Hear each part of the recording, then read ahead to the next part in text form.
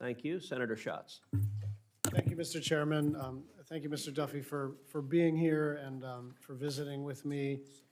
I want to sort of zoom out before we get into some details. The tradition of the position of Secretary of Transportation is kind of unique. You know, you had President Bush nominate a Democrat, Norm Mineta, President Obama nominate a Republican, Ray LaHood, and then a number of secretaries who had their clear partisan affiliations, Chow, Buttigieg, Fox, others, but once they got into the position, they just treated transportation like transportation. And so just in the big picture, I'd like for you to offer clarity to the whole committee and to your staff, your future staff, that you're going to continue in that long tradition of bipartisanship and really nonpartisanship as it relates to transportation policy. I appreciate that question and give me a chance to talk about that. I don't think safety is a partisan issue. The projects that we talk about in your offices and we'll talk about today, those aren't partisan projects. Infrastructure is not partisan. And so I'm committed to working in a bipartisan fashion to make sure we are looking at the best projects and the safest record. I look forward to doing that. Because I think you mandated that I go to Hawaii to see you. We can do that together in Hawaii. It's the only state I haven't been to, and I think you said I should Seems to me the entire committee needs to join on that trip. I'll issue my demand letter shortly. Yes. I think you said in February or a March timeframe was what you wanted. On IIJA, just to be very clear, it's a federal law, it was a bipartisan law, and I just want your assurance that in terms of releasing funds, that this will all be done on the level and not be intermediated by any political concerns. Absolutely, you have my commitment. Thank you. It will be on the level. I want to talk to you about tribal transportation. We've made actually a lot of progress on tribal transportation. That's one way to look at it. The other way to look at it is that we've basically abandoned this area of responsibility for the federal government for literally generations. There are 157,000 miles of road in the National Tribal Transportation Facility inventory. 60% of these roads are unpaved. 60% of these American roads are unpaved through many of the states of people on both sides of the aisle. What specific steps do you think the department can take to ensure that tribes have access to infrastructure investments, technical assistance, and decision-making process that are on par with state and local governments? Because the problem, right, is that we established this new policy to try to make to make inroads here. But if the requirements are as if you're interacting with a state Department of Transportation, some of these tribes are small, right? Yeah. Some of these tribes don't have a shop to do transportation and then a compliance piece and all the rest of it. So they really do need TA and not to be treated as if they are sort of interlopers into this transportation space. Senator Boulder and I have a lot of tribes in the state of Wisconsin. I had 5 in my congressional district. We have more than 60% of our roads are paved, you know, in our communities on tribal land. I was speaking to Senator Lujan on this issue, and he voiced the same concern you do. So many of these roads aren't paved, and so I think you're right. Providing assistance, simplifying the process to make sure that our tribes can access money that's available to them to make sure they can build their tribal infrastructure and roads. It's an important part of the way I think about transportation and would welcome the chance to work with you on that. You know, we've done this over the last couple of years, both with the bills that were passed on a bipartisan basis, some of the COVID relief, IIJA in particular, but even the bills that were passed on a partisan basis. We sort of changed our policy to put tribes at the table, Native people at the table, including Native Hawaiians and Alaska Natives. But the problem is, at the department, the program manager, the grant committee has never interacted with the tribes, and so their criteria ends up being the barrier to entry. And so I think you've got to kind of get into that thicket and start to clear some of the underbrush to make it. It's one thing for us to pass the bill. It's another thing for it to manifest itself in terms of getting this 60% of 150,000 miles of road are gravel. It's just unacceptable. In the organizational chart, we do have a position here, and I've already thought about that, again, because it is a priority for me. One final question, and this is something I've been working on a bipartisan basis for a long time. You know, you're going to be the Secretary of the Department of Transportation, not just the Department of Cars. And there's this kind of ridiculous fight, sometimes in this committee, but certainly in Congress, about pedestrians versus cyclists versus public transportation. Like, everybody is everything depending on what the situation is, right? You're in New York City, you're suddenly a public transportation user. Most people are also using sidewalks. Some people use bikes and cars and all the rest of it. And yet we fight as if these things are zero sum. And we just have a skyrocketing rate of pedestrian fatalities. And we have gotten into a place where, she agrees, we've gotten to a place where just fighting for the safety of pedestrians is somehow interpreted as like, I don't like cars. And I just would like for us to create a context in which we can all agree that pedestrian fatalities going up is a bad thing, and we should all work on that problem. It has nothing to do with your view about EV or public transportation or smart growth or climate. I just don't want people to get knocked over when they're trying to walk to the supermarket. I agree with you. Pedestrians dying is a bad thing, and I would love to work with you on figuring out ways that we can make sure our roads are built safer, keeping our pedestrians, our bikers, maybe even the scooterers safe as well. Thank you. Thanks for the extra time. And I think we're all agreed now that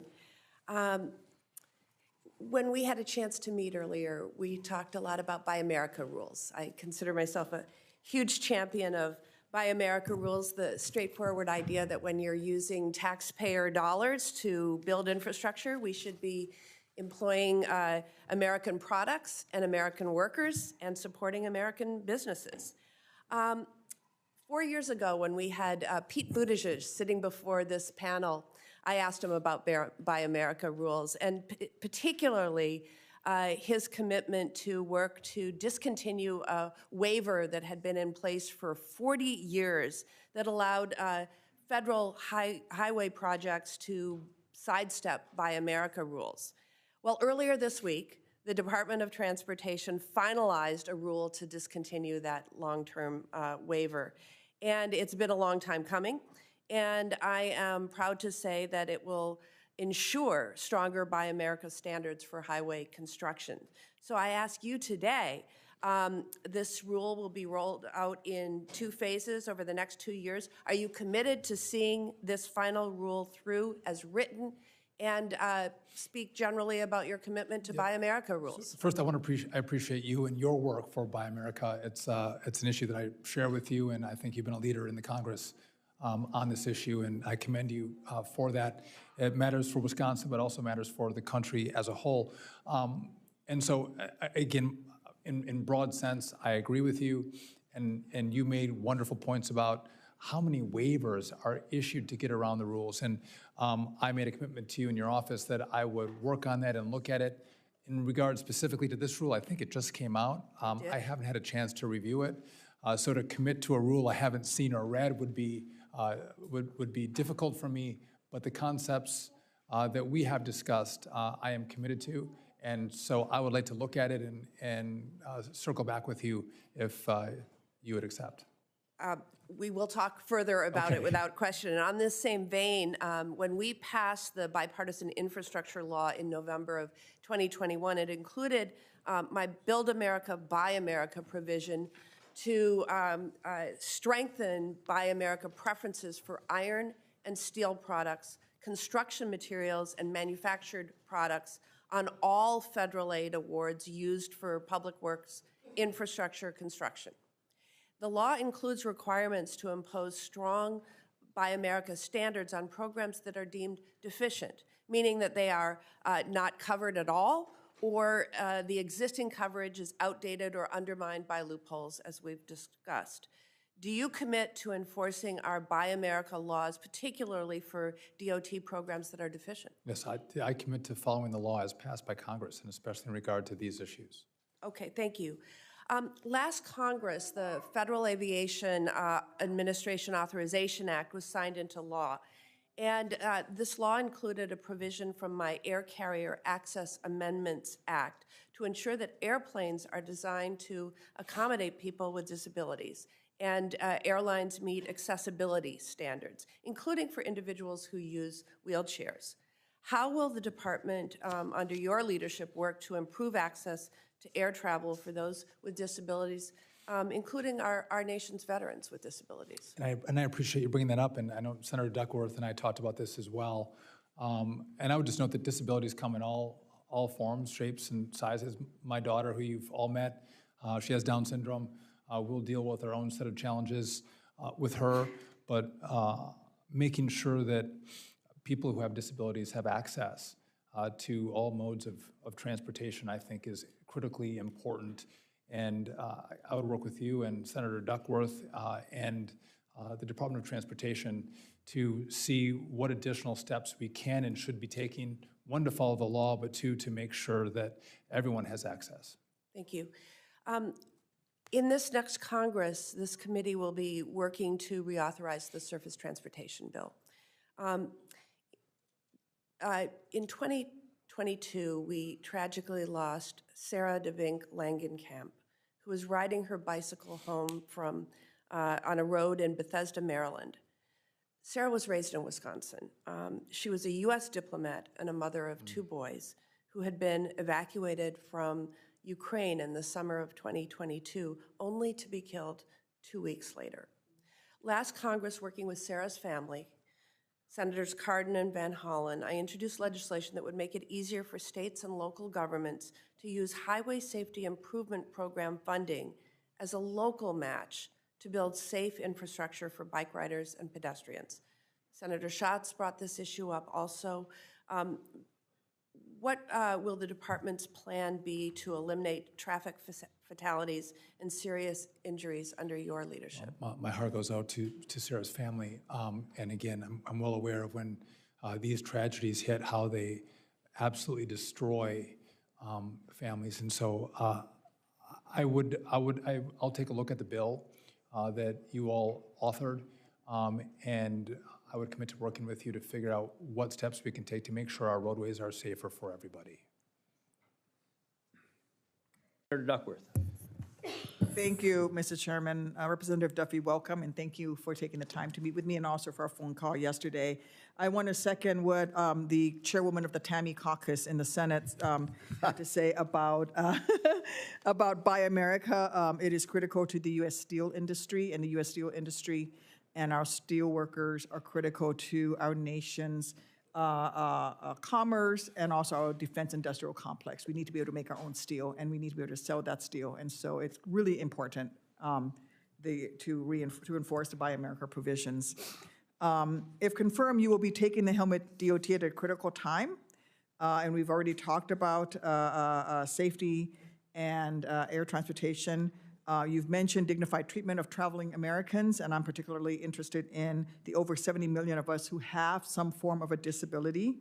And I have to say that I hope that you will support the ASAP Act, which provides funding to make our nation's, it's called the All Stations Accessibility Program. It provides funding. It was passed as part of the bipartisan infrastructure deal to make all stations for mass transit stations accessible for all persons who face challenges, not just a mobility disability like I have, but also, as you've mentioned, cognitive disabilities, vision, hearing, when everything is done on, if you have to buy your ticket on a flat screen, that makes somebody with a vision impairment very difficult for them to do that. When you have some stations set up in a way that is very challenging for people with cognitive disabilities, it makes it very hard for people to access mass transit. So I hope that you will support the ASAP Act as Secretary of Transportation. Yes. First, I have to say, I appreciate your generosity and the meetings we had in your office and also the phone call we had yesterday. I'm grateful for that. Thank you. And I'm not that familiar with the act. I'd love to review it, but if it's a law passed by Congress, I will follow it. And I'm committed to you and the chair of the TAMI caucus to making sure we do have access with all kinds of disabilities to our transportation system. And I never got a straight answer on how Tammy Baldwin from Wisconsin got the chairmanship, but we can talk about that later. She was unanimously nominated and voted upon when she left the room to go use the restroom. She came back and she was a chairwoman. So going back to the Bipartisan Infrastructure Act, it is crucial that DOT continues to implement the law. as Congress directed, and Illinois and every other state needs to receive all the funding that has been awarded to it on time and without undue delay. And this funding is going to both red states and blue states. If confirmed, will you ensure that the Bipartisan Infrastructure Act continues to get implemented in a timely manner? I commit to implementing the law, and I mentioned this earlier, but a number of people have indicated that they thought that the money was going out slowly after being obligated, so I would work to make sure we're getting it out the door faster for these really important projects and try to identify what the holdups are. Thank you.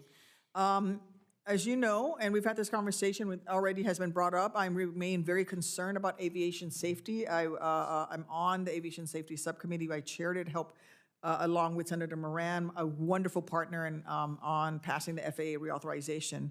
If confirmed, will you faithfully execute the 1,500-hour rule? Yes, I will follow the law, which you. is the 1,500-hour rule. Thank you. If confirmed, will you ensure that the FAA Reauthorization Act is implemented in a timely manner so that its safety enhancements will be promulgated without undue delay? Yes. This is also a critical time for oversight of Boeing. We've already talked about this. The FAA has conducted enhanced oversight since a door plug blew out of a 737 MAX 9 last year. This is long overdue and must continue. In October, a scathing Department of Transportation Inspector General report found not only that FAA's oversight of Boeing production prior to the Alaska Airlines incident was ineffective, but that report also disclosed that a few months before the door plug blew out, FAA oversight officials had initiated a request to delegate airworthiness inspections back to Boeing so that they would be self-inspecting without any criteria for doing so. This is a dereliction of FAA's oversight responsibility. If confirmed, will you ensure that the FAA conducts appropriate oversight of Boeing? 100%. Thank you. I also want to make sure that we continue to address, as I've talked about, accessibility for Americans with disabilities. If confirmed, will you work with me to continue improving transportation for access for individuals with disabilities, all forms of disabilities? Yes, I look forward to working with you, Senator. Thank you. And I am out of time. I yield back, Chairman. Thank you. And Senator Kim, welcome to the committee, and you're recognized. Thank you, Chairman. I'm glad to be part of the committee, and I'm really excited about these Hawaii and Alaska trips that we'll be doing. I invite people to come to New Jersey. Maybe we can time it for the FIFA World Cup final. But Mr. Duffy, thanks so much for coming before us. I was really hard to hear what you said in your opening remarks, that the president-elect is talking to you about the need for big, durable projects that connect our nation. One such project is the Gateway Tunnel project. Incredibly important, not just for my state and my neighboring state, New York, but for our entire nation and our economy. Something that would be a major disaster for our nation economically if something were to happen. In response to the ranking member, Senator Cantwell's question, you said that you support keeping funding going for projects that are already underway. I just want to see if we can get a commitment from you that that would also apply to the Gateway. Yeah, so I appreciate in our conversation, you brought up the Gateway, among other things. And again, I want to look at what funding has gone out, but I imagine those good projects that are underway, we would continue. Okay. Well, I appreciate that. And look, I will continue to work with you to have the knowledge about this because it is so incredibly vital for our nation. And it's something that I hope we can all have bipartisan agreement on those types of projects. A couple other things. We talked about this. We have had a lot of problems over this last year in New Jersey when it comes to public transit, delays on NJ Transit. I got stuck at Penn Station, uncertain when I'd be able to get back to my family. It's caused such delay. I guarantee you we cannot have another summer like that again. We got to figure this out. So, I guess, what I just want from you is a commitment that we can work together with urgency here, because it's not just about NJ Transit, the state side, because of the primacy of the rails for Amtrak. This is something that we need to make sure we have a federal partner that is willing to work, and I want to see if you're going to be that federal partner for us. Yes, Senator, I would welcome the opportunity to continue to work with you and learn more about the issues that you have with New Jersey Transit. Yeah, look, and it's not just NJ Transit. You know, you and I, we take the Amtrak to and fro DC. Like a lot there that we need to make sure we're dealing with the Northeast Corridor. You know, look, I'll be very honest here. I've watched and seen, you know, some of the debates that we have when it comes to Amtrak funding here in Congress. You've had to take some votes on this. We've seen how the majorities in the House and we'll see how the Republican majority in the Senate moves on this. But I've been concerned by some of these efforts to try to slash Amtrak funding in the past. I'd like your thoughts on this and whether or not you understand the importance of keeping Amtrak funding going. Yeah, and some of you on the committee have brought up my votes where I didn't vote for Amtrak funding. I would just note I did represent northern Wisconsin. We don't have any Amtrak, and my old constituents would bring that up in my town halls. But again, this committee has spoken loudly about Amtrak and rail in their home communities. And so I'm going to continue to work with the committee and abide by the law, enforce the law, and implement the law as passed by this body. Because you're looking to represent everyone in this country when it comes to this work. It's more than just northern Wisconsin right now. That's right. If I'm confirmed. One other thing, I mean, this was a bit of an issue that's come up just over the last couple months, but I just figured I'd raise it with you. We've had some issues in New Jersey when it comes to drones, whether or not these are causing significant issues over flight space, and frankly, just a lot of problems of, you know, is it a drone, is it an aircraft, especially at nighttime. I think FAA can play a critical role in helping us delineate this. FAA is the entity that allowed for night flying of drones.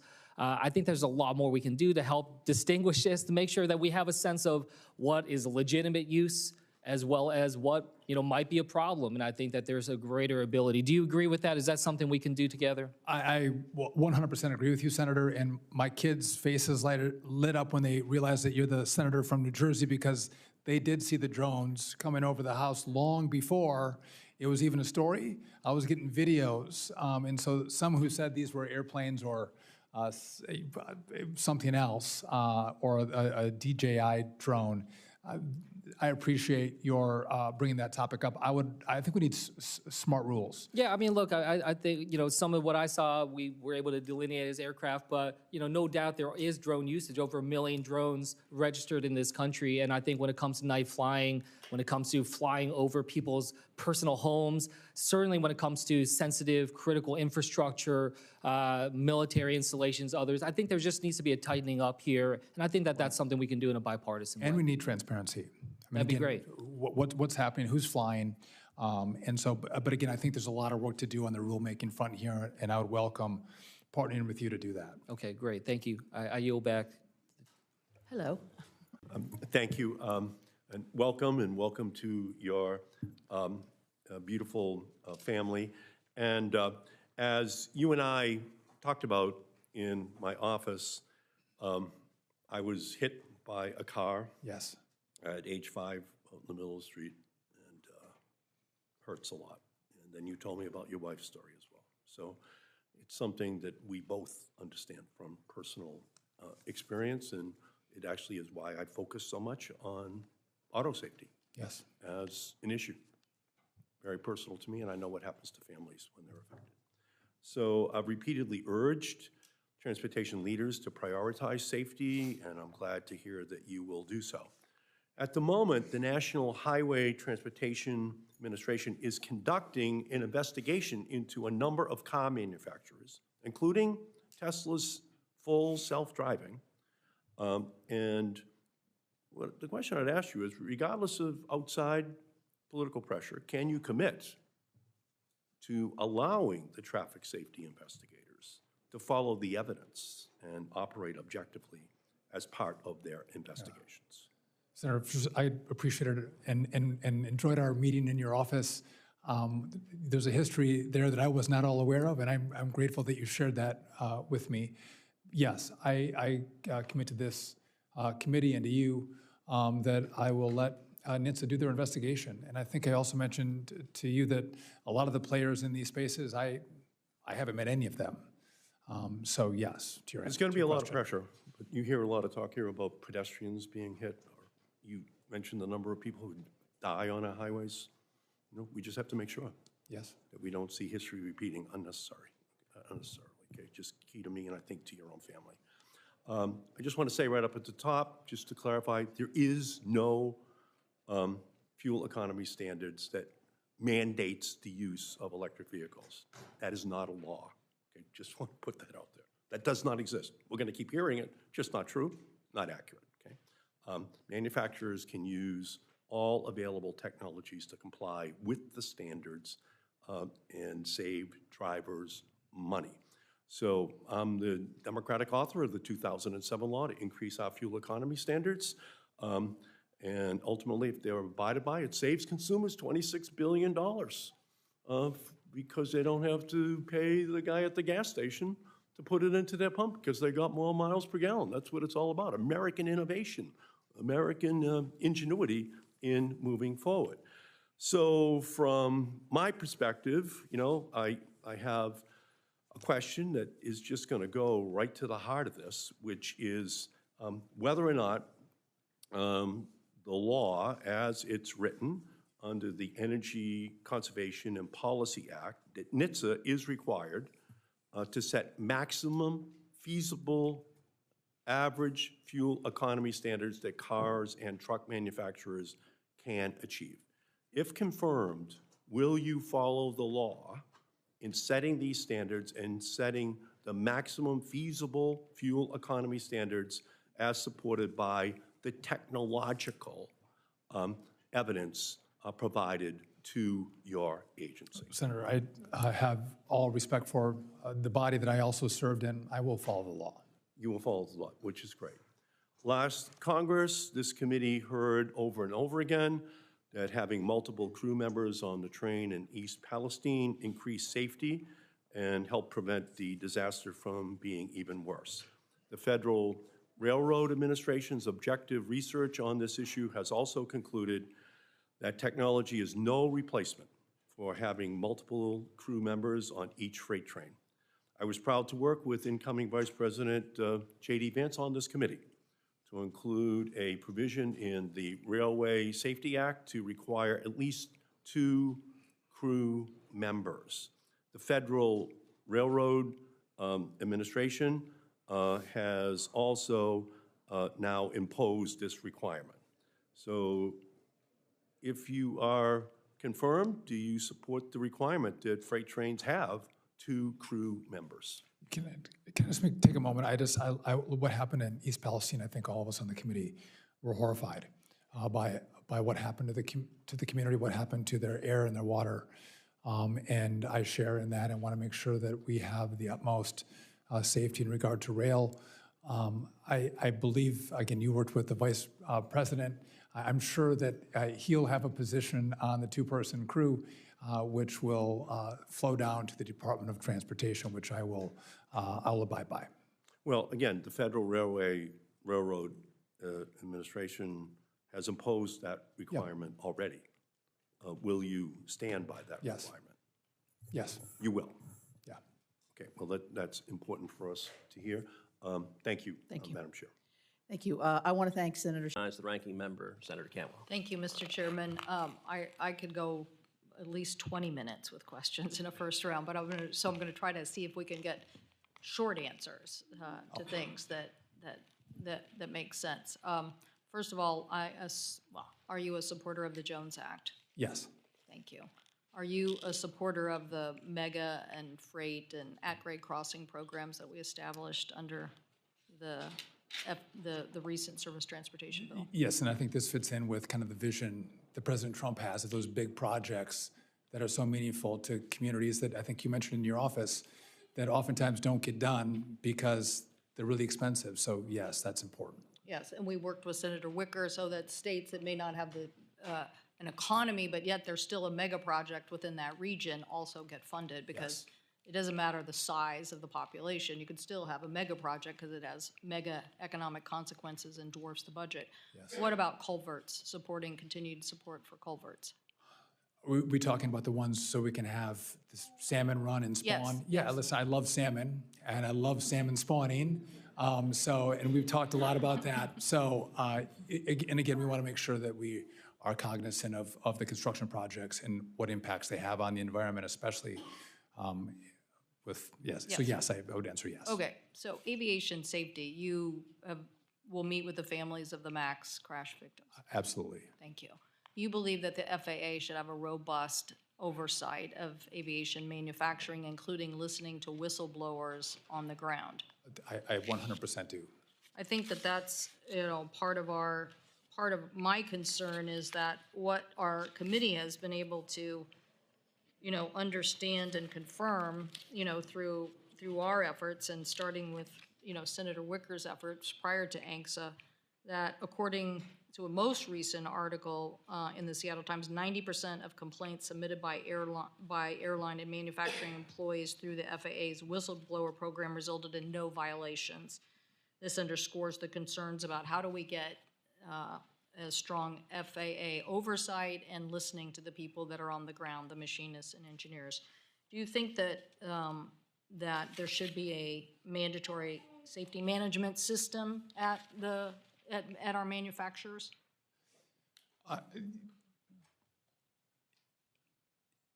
One more time. You can take this for the record.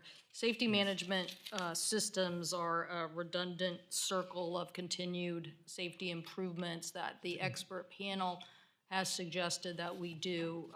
The expert aviation panel has suggested that's really what is missing. And I think in the prior administrations, people didn't really push for a strong safety management culture. And I think that's what we're still pushing to make sure that that is exactly, the FAA is saying that's what Boeing should do, but we have to continue to push on this Obviously, issue. there's been a missing link. Obviously, there's a lot more work to do, and so if this is part of the missing link to make sure we get a better safety record at Boeing, I'm on board.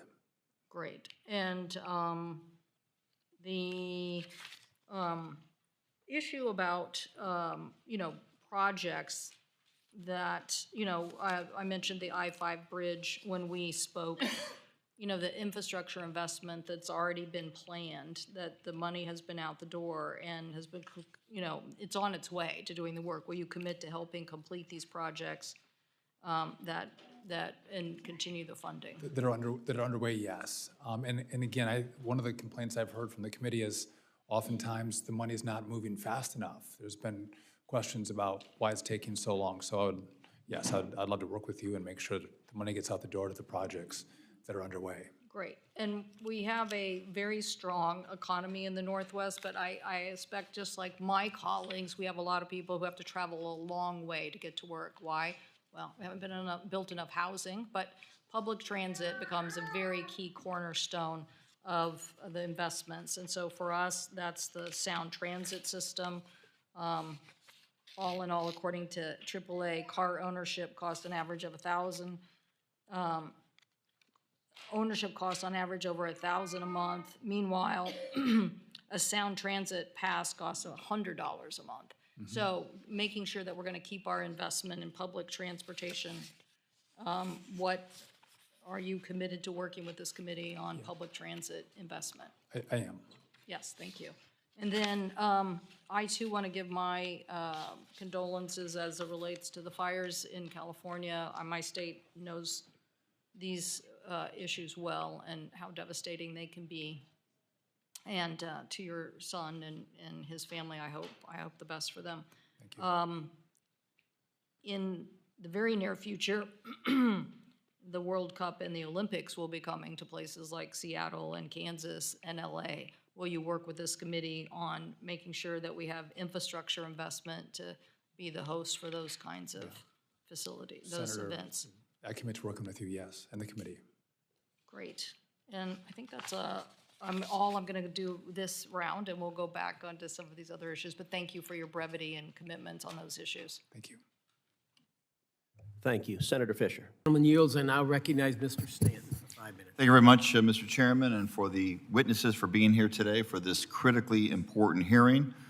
I also want to extend my thank you to Laurel Grant and Amy Hunter for being here and to represent all families of the victims of that horrific crash that occurred just last month and just a short distance away from where we are sitting right now. Our skies are busier than ever. Safety has to be our #1 priority. This committee has sounded the alarm about aviation workforce shortages, particularly air traffic controllers, for years. The issue has never been partisan. As my colleagues have said, we worked across the aisle to craft and pass the Bipartisan Federal Aviation Administration Reauthorization Act of 2024, and it passed the House overwhelmingly.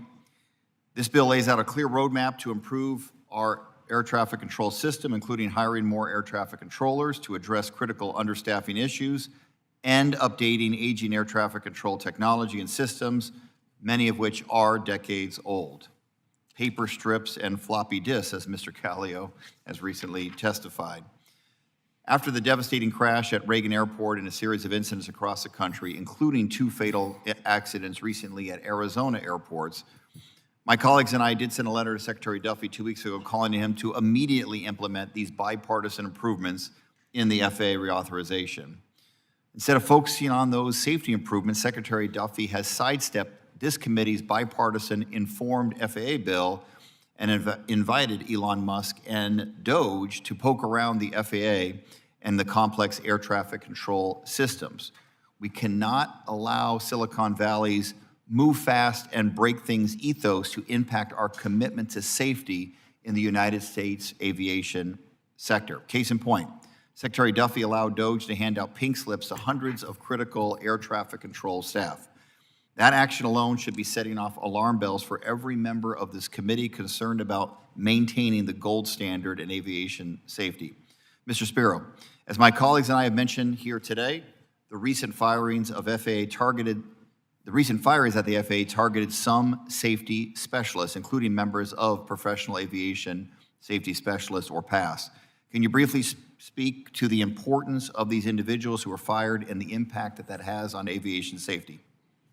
Congressman, thank you for the question. Thank you for recognizing the folks that we represent. I've brought up a few of them here today, but I'll talk about another handful of people. Telecommunications specialists. Some of them were fired because they were probationary employees. They have a very specific field of expertise when it comes to, and Mr. Daniels was talking about telecommunications issues. They have a very specific field of expertise when it comes to internet protocol, and of course the agency's going through a transition right now, trying to get off of something called time domain multiplexing and going to internet protocol, and that's causing them a problem and a lot of money. In the midst of that, we fire some of those folks. And when we talk about the management and program assistance, it seems like that's a very bureaucratic job. It's not. It supports our technician workforce, our airway transportation system specialists, so they can accomplish the work that they do every day. Logistics, making sure that contractors are there on time, and a variety of other tasks that they don't have to spend time away from doing. I really appreciate the answer. Mr. Daniels, excuse me, some in the industry are calling for limits to Article 114 activities, which obviously promotes labor management discussion, conversation on improving our national aviation systems, including safety. What would be the consequences of changes in relation to aviation safety? Congressman, I appreciate the question. There's no better example than between 2006 and 2009. When the FAA and the NACA did not have an agreement in place, there were 0 technologies implemented or actually deployed to the field for 3 consecutive years when NACA SMEs weren't, subject matter experts weren't involved. It cannot be a system where you don't involve the very people who work with the equipment day in and day out. Leadership 101 is you go and work with those closest to the issue. We are the ones closest to the issue. We will continue to seek solutions that are a cost savings to the taxpayers, and that is our commitment. We really appreciate that, and bringing labor and management to the table has real benefits, including on aviation safety. Finally, we can be creative in finding solutions to staffing problems. The FAA Contract Tower Program is one of the FAA's most successful government industry partnerships. The FAA Reauthorization Act included my provision directing FAA to establish a pilot program to convert high-activity air traffic control towers operating under the Contract Tower Program to FAA-staffed visual flight rule towers. And I just wanted to make note that that is a program that we need to implement and move forward with. It's important in my district, including Phoenix Mesa Gateway Airport, and with that, I yield back. Gentleman yields. Mr. Master, you're recognized. Thank you, Chairman. I'm like everybody else, I'm going to pick on Mr. Daniels. Thank you, Madam Chair, and thank you to Secretary Duffy for being here today. And it's great to have the opportunity to speak to you on the phone yesterday. I want to start by discussing the review of the competitive grant awards, as we discussed on the phone, and the guidance issued by the Department of Transportation on March 11th outlined the process of reviewing projects for grant awards that are not yet finalized. So this has caused significant disruption for a number of our projects in Arizona, including the replacement of the 22nd Street Bridge in Tucson. I was on the phone with the mayor of Tucson yesterday about this, Regina Romero. And this 22nd Street Bridge project replaces an outdated bridge for cars that are going over Union Pacific's main Southern Transcon rail line in Tucson. Needs to be replaced. There are cars, or there are certain size trucks and emergency vehicles that can't go over this bridge. Not allowed. There's also a project in Arizona called, it's the widening of US Highway 93, which is one of the deadliest roadways in Arizona and part of what we call the future Interstate 11 between Phoenix and Las Vegas. Phoenix and Las Vegas are perhaps the two closest cities in the country, major cities that are not connected by an interstate highway. There's also the replacement of 4 bridges on Interstate 40 in northern Arizona that were not built to current standards. And then a reconfiguration of a 3-way interchange in the West Valley, that's outside of Phoenix, that also has an at-grade railway crossing and is one of the most congested intersections in the state. There's also a project that widens US Highway 95 to address a decades-long problem of traffic and unsafe roadway conditions between the city of Yuma and the Army's Yuma Proving Grounds in southern Arizona. And then there's more than a dozen more. I could go on. I'm not going to do that. I've sent you and your staff a full list of these priority projects. And I'll note all of these projects were announced before Election Day, not after. None of them were selected for political reasons. They were selected because they're important to my state and they meet the purposes of these congressionally authorized grant programs. They repair bridges, they reduce congestion, they improve safety. And based on your testimony and our prior conversations, I'm pretty sure we agree those are the exact types of projects that should receive funding. And yet, for no fault of their own, these grant recipients in Arizona have had to wait several months now, not able to move forward on reviews or grant agreements and forced to delay their construction schedules. I just had a bunch of my constituents in the office today talking about and asking why have these things stopped? So Secretary Duffy, what updates can you give about when the internal review of grants that was laid out on March 11th will be completed? So, Senator, again, I agree, many of the projects, good projects. I think in total there's 44 awards that you received for $561 million in the state of Arizona. And they were awarded before Election Day. I would note many of these go back 2 and 3 years, yes, these projects.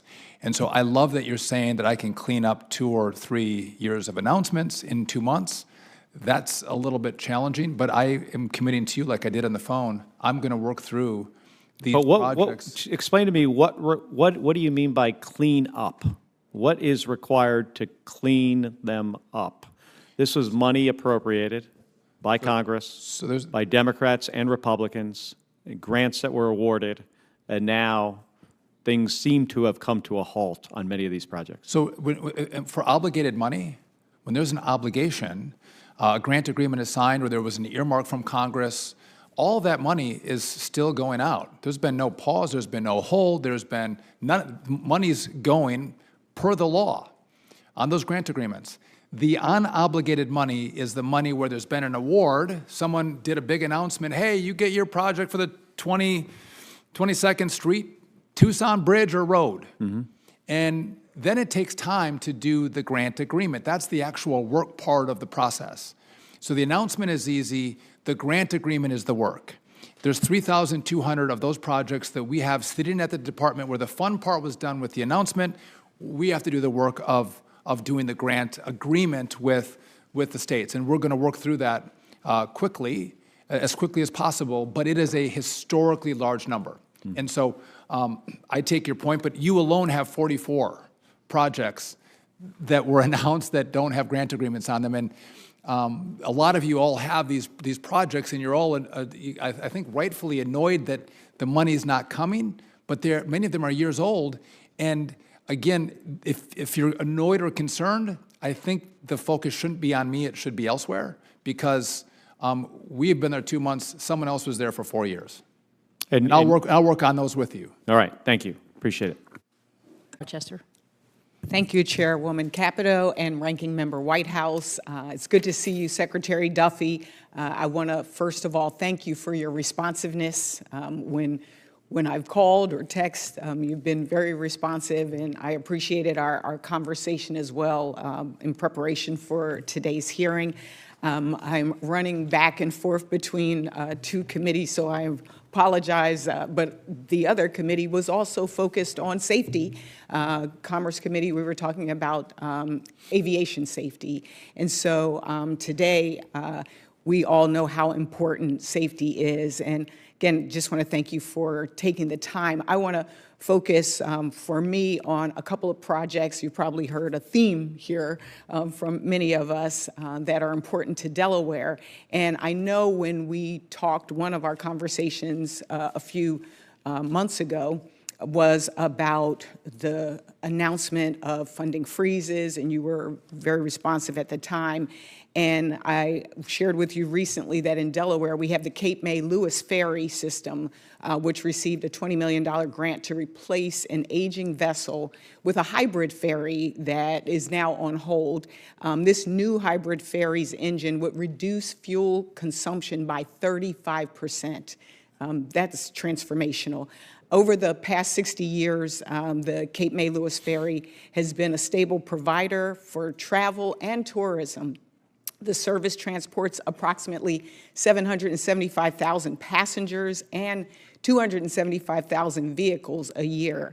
Without modernizing without this funding for the modernization, this vessel, we would just be at risk. And so, Secretary Duffy, I wanted to talk to you about the certainty of these funds.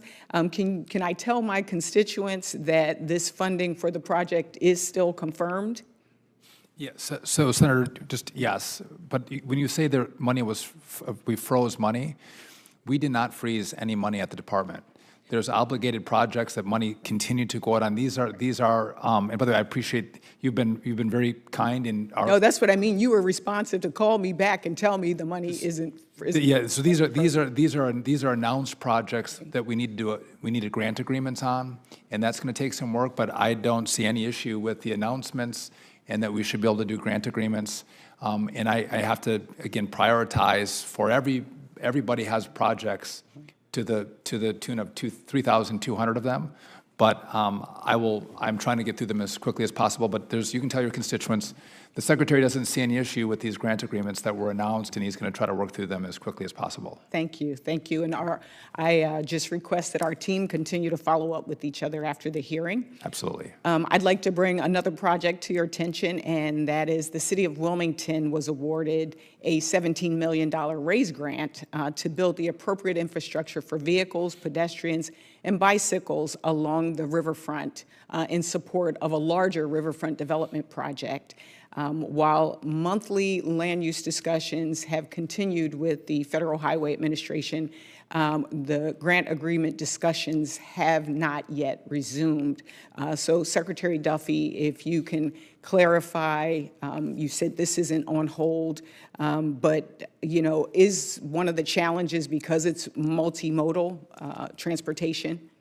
No, I appreciate the question, Senator. And this is one of the issues that this project is for the Wilmington RAISE grant.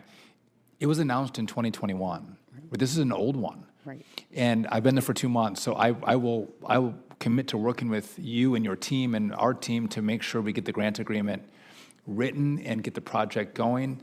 But the 2 months I've been there, I'm not the holdup. It's 3 years in the making to get us here. And I think it's fair to you to go, well, I don't care about the past 3 years. I care about what you're going to do for me today, and I'm going to work with you to deliver it for you in this administration. It's interesting, you're actually talking on my behalf, which you think I might be thinking. I'm just saying, this is an important project to Delaware. Yes. I just want to confirm that it's part of a larger picture. It also includes flood mitigation and protection. And so just want to make sure that our teams can work together to make sure that the talks continue and that we get this implemented for Delaware. And you know, I see some folks in the audience who have the bikers, our bike rider shirts on, and I am also very much supportive of programs like the Safe Streets and Roads for All and the Neighborhood Access and Equity Program. These investments have helped, as I mentioned, safety. We think about the safety of cyclists as well as pedestrians, and so we hope that you will also focus on these grants and making sure that this money is not politicized. I know there was a memo that an internal memo that talked about the different things that would be potentially, you know, on the chopping block. We hope that our cyclists, our pedestrians, as well as our those who are traveling are safe. Thank you, and I yield back. Thank you, Senator. Senator Also Brooks. Thank you so much, Madam Chair. Secretary Duffy, good to see you again. You as well, Senator. And enjoyed the conversation yesterday. You know, during our discussion, we talked about our time as county executives. And so you know that federal transportation programs really are so integral to the success of our states. Projects like road maintenance, bridge repairs, safety projects. And so I am looking forward to working with you and working with this committee to craft bipartisan surface transportation reauthorization bill. But I'm also wanting to ask you just about 3 questions. One is regarding construction costs for infrastructure that we know, particularly highway construction, have increased significantly. And the Federal Highway Administration's National Highway Construction Cost Index, which measures the rate of inflation in labor and material costs, increased, we know, 59% since 2021, 36% between 22 and in the first half of 23. And these costs continue to rise. And so we know that that this will impact how much infrastructure we can build with allocated funds. So the question is, how will the administration plan to ensure that transportation funding keeps pace with inflation so that projects in states like Maryland aren't delayed and are not downsized? Yeah, Senator, I think that's a great question, and I appreciated our conversation yesterday, 2 former prosecutors, and I appreciate the good work you've done in all the roles you've had in your public service. But you're right, we have to do our work in the department to get these projects out the door, get grant agreements signed, and get new notice of funding opportunities done as well. So again, we can have a massive infrastructure build in this country. And the sooner we do it, I think, to your point, the more cost-effective it'll be, because we get we get today's costs when we do projects, not tomorrow's costs if they're delayed. I think also an important part of it is not just the work that we have to do. I do believe that the Congress has to do its work on permitting reform. Because that is taking a very long time and it's not the work that you've done or the department's done. It's that the process to go through to begin these projects takes so long, and if they're delayed 5, 6, 10 years, the cost of completion is significant. And also part of that, we can reduce the cost of the consultants and the permitting, which means more money will be there for the road or the bridge or whatever the rail that we're working on. Okay, and also just, I know there's been a lot of conversation today about bridges. Maryland happens to also be very concerned about a bridge, in particular the Francis Scott Key Bridge that collapsed after being hit by a vessel in 2024. And the collapse highlighted some vulnerabilities that we have in our nation's bridge infrastructure, and particularly around bridges that were not designed to withstand these modern vessel strikes. And so in response to the tragedy in Maryland, the National Transportation Safety Board conducted an investigation and issued a preliminary report. which highlighted other high-risk bridges that are across the country. So the question is whether you will commit to expeditiously adopting the recommendations that the NTSB outlined in that preliminary report. So I would note I've worked very closely with the NTSB, and their chair, Jennifer Hamady, has done an excellent job and has partnered with us very well. I want to take a look at the recommendations, and again, to implement recommendations on the number of bridges that she highlighted would indicate a significant amount of money that comes in this upcoming bill. Again, the resources have to be provided, and you all have to have the discussion if that's a priority for the Congress. But I'm happy to engage, and we should have a broader conversation together about what that priority list looks like. So again, the Francis Scott Key Bridge and the lives that were lost there, tragic, and we want to make sure that doesn't happen again. Okay, and just the final question. I know we talked also about transit, and on average, the Washington Metropolitan Area Transit Authority, WMATA, carries over 800,000 passengers daily across rail and bus systems, very important to the D.C. area and metropolitan area, including Maryland. And so I want to ask you whether you will, the funding stream has been so important to us, and I know that the lack of predictable funding really does harm the safety of passengers. I know we talked a lot about safety on those transits. So as Secretary, will you work with Congress in supporting long-term predictable funding streams for transit systems like WMATA and MTA? Yeah, I'm happy to have that conversation. I do think that, again, everyone driving in a car may be challenging if you're coming into into Washington, D.C. or to New York City. And so transit's an important part of it. But we should expect that if we want people to ride our trains should be safe. They should not be subject to violence on our subways or our trains. And I think that's local communities. And I think the mayor has been making good efforts in D.C. here. But we have to take steps to make sure people are safe. And also, I think we have to look at the cost.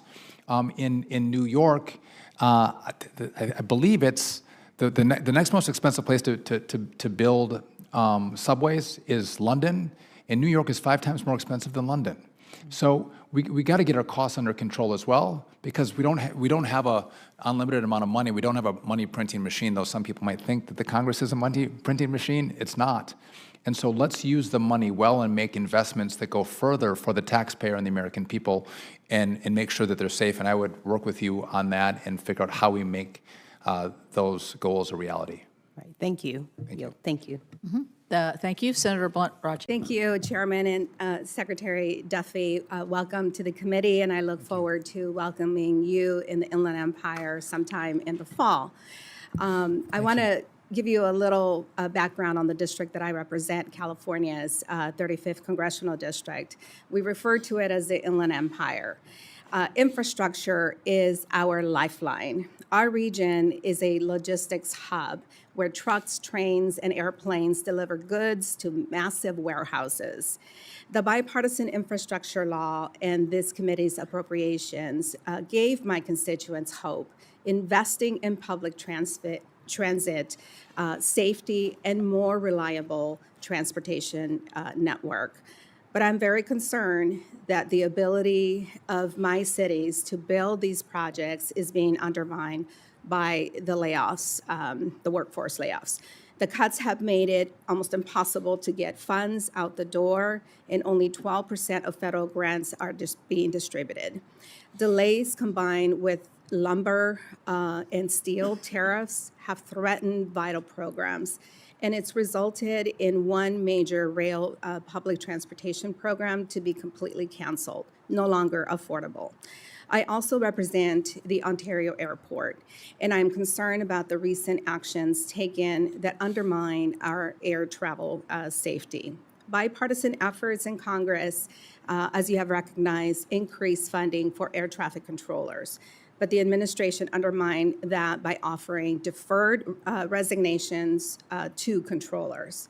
And at least 400 of them responsible for maintaining air traffic control systems were fired, resulting in delays to much-needed upgrades. I agree, and I'm so happy to hear what you just told the chairman of the full committee, and I want to make sure that you are successful in hiring those 2,000 people, in addressing the attrition rates, and addressing the training needs of this workforce.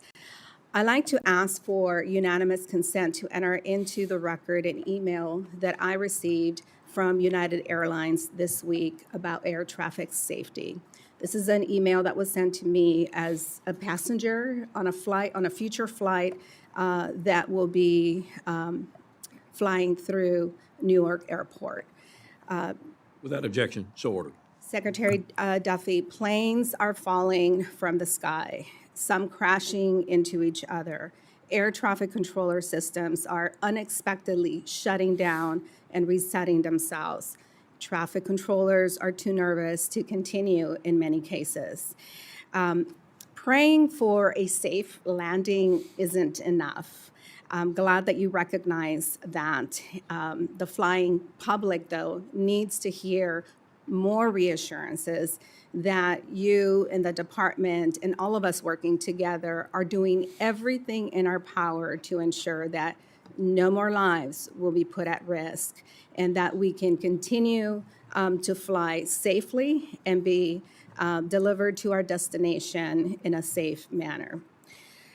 I also want to address the planned closure of the pipeline and Hazardous Materials Safety Administration regional office in Ontario. It's a big mouth name for an office that does such critical work. This office plays a critical role in overseeing the safe movement of hazardous materials, like dangerous gases and corrosive materials, directly impacting the safety of my constituents and the entire region. The Alameda Corridor splits my district in two. Hazardous materials travel through the heart of my cities every single day, and this office is supposed to stop problems before they happen. I sent a letter to raise concerns about this closure, and frankly, the May 8th response I received reads like it was written by someone who doesn't give a shit about the consequences of closing this office. It provided zero assurance that this office would be restored and blamed the lease termination on another agency within this administration. We can't be blaming each other. We have to take accountability for what has happened, and we have to reverse course. It is clear that the safety of my constituents and the region at large is being completely ignored by bureaucrats looking to justify savings on a website. Just last year, inspectors from our region identified 15 probable violations, and it only takes one safety violation to result in a catastrophic incident like the one in East Palestine, Ohio. Secretary Duffy, how can DOT justify this closure? I know that my time is almost running out, but how can we justify this closure, and can I count on you to review the process of this other agency of closing this office? I'll give him a few seconds to respond. Thank you. Thank you. Mr. Chairman, there's a lot of falsehoods that were just lodged. If you'd give me a moment to respond to the 5 minutes of misinformation, I would be happy to do that. So we have not fired, haven't let any one air traffic controller go. You said that we let 400 go. No one in air traffic control has been allowed to take a deferred resignation offer. We have preserved all of our safety critical mission positions, including air traffic controllers. Not one has been allowed to retire by any of the programs that we've offered. Not one, not 400, zero. We're in this situation because the last administration didn't see to take initiative on the 3,000 controllers short that we were. Under COVID, they didn't stand up the school fast enough to get more kids through Oklahoma so we would have more controllers in the airspace today. The infrastructure didn't rot in the last 100 days. We didn't have 3,000 controller shortages in the last 100 days. There was 4 years that came before. where nothing was done. And watchdog groups have warned the DOT that the infrastructure was failing, and nothing was done. So we're going to do something about it. We're going to try to fix it. By the way, if I could just talk about grants, Mr. Chairman, can I say one grace moment to be 30 seconds? So between Obama and 2,000 positions were Right. funded in the gentleman- last let the gentleman administration. respond. So don't say nothing was done. between Obama and Trump, Election Day and Inauguration Day, in that time frame, Obama announced 50 grants in that time frame. Between Trump and Biden, the Trump administration announced between Election Day and Inauguration Day 100 grants. This time, between Biden and Trump, Pete Buttigieg announced 1,000 grants, a massive increase. And you all say, where are my grant agreements? So they announce all these grants, and I have to do the work, and I'm going to do the work, but offer some grace to the DOT. There's 3,200 backlogs here. We're going to work through it. I want to get you your money, but to blame it on us, I think is rich. Thank you, Mr. Secretary. And once again to my colleagues, as I said in announcing the Q&A, if you're going to spend most of your time editorializing, giving your opinion, that's okay. It's your time. But don't ask the committee to be terribly lenient if you're going to do that, and then expect a response from the Secretary. Mr. Rogers. Thank you, Mr. Chairman. Thank you. Thank you, Chairman. Oops. Seems like all the equipment is faulty around here. Once again, I would like to go back to our conversation over the closure of the FSMA, or it has not been closed. The lease is supposed to expire in August. But I would like to have more information about the assessment that was done to come up with a decision that it would be a good decision to close this facility, given the fact that the nearest facility is 1,000 miles away. I also, for the record, Chairman, I like to include this AP article dated February 19th of 2025. Without objection.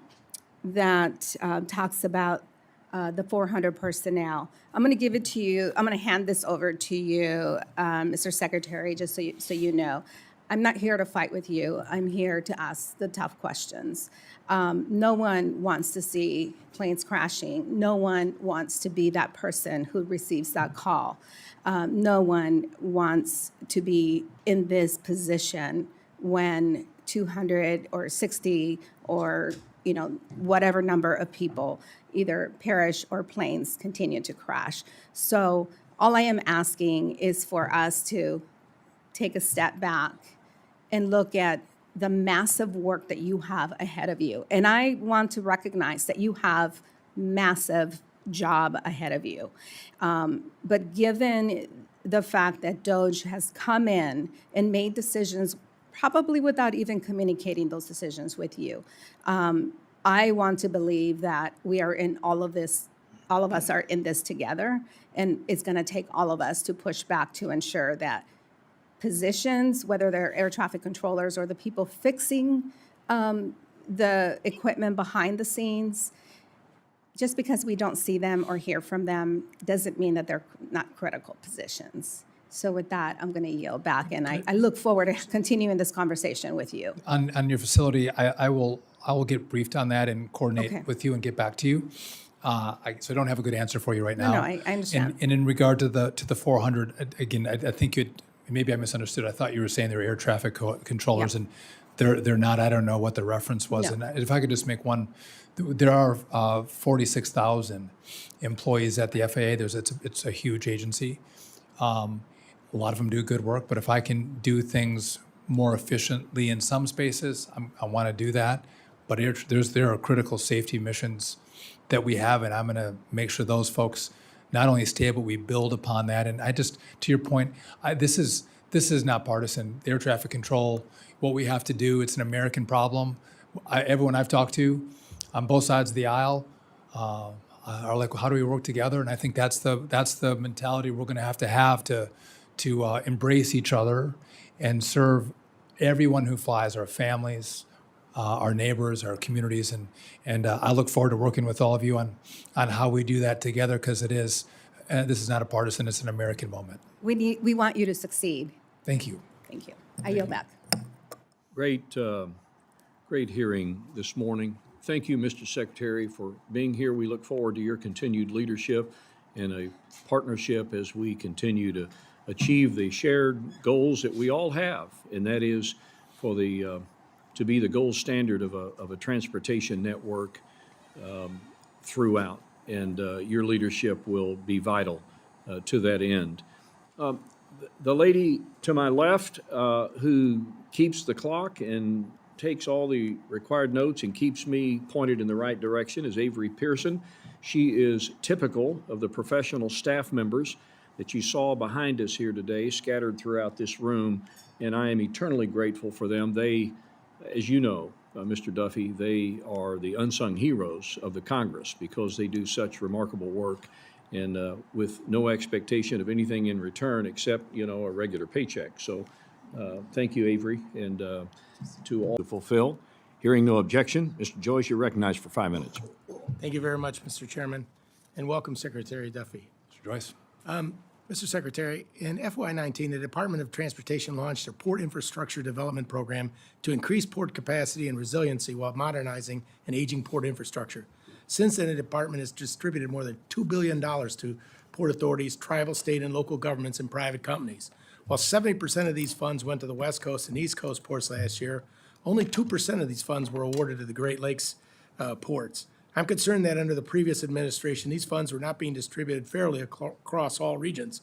In your testimony, you mentioned your budget request provides the Maritime Administration with $596 million more than FY25 enacted less. How will your request help ensure ports in all regions of the country have access to needed funding so that they are able to operate at full capacity? So I thought you might ask me that question. So I asked MARAD, is there a disparity in the money that goes to the Great Lakes? And they're telling me no, but I'm going to investigate that a little bit further. As you know, I'm from northern Wisconsin, and we care about Lake Michigan and Lake Superior, and equal access to resources is important. It's a driving force in the economy in our region. So I understand that. I'll continue to have this discussion with MARAD, and would look forward to getting back to you and getting you the information that I find. Thank you. I've been open about going for all the Great Lakes. I haven't just pushed Lake Erie.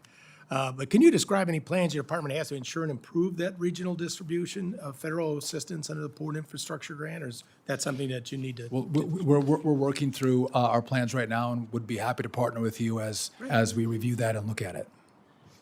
Many aviation stakeholders are still concerned about the challenges the FAA faces in reviewing medical certificate applications, as well as the steps it's proposing to streamline that process.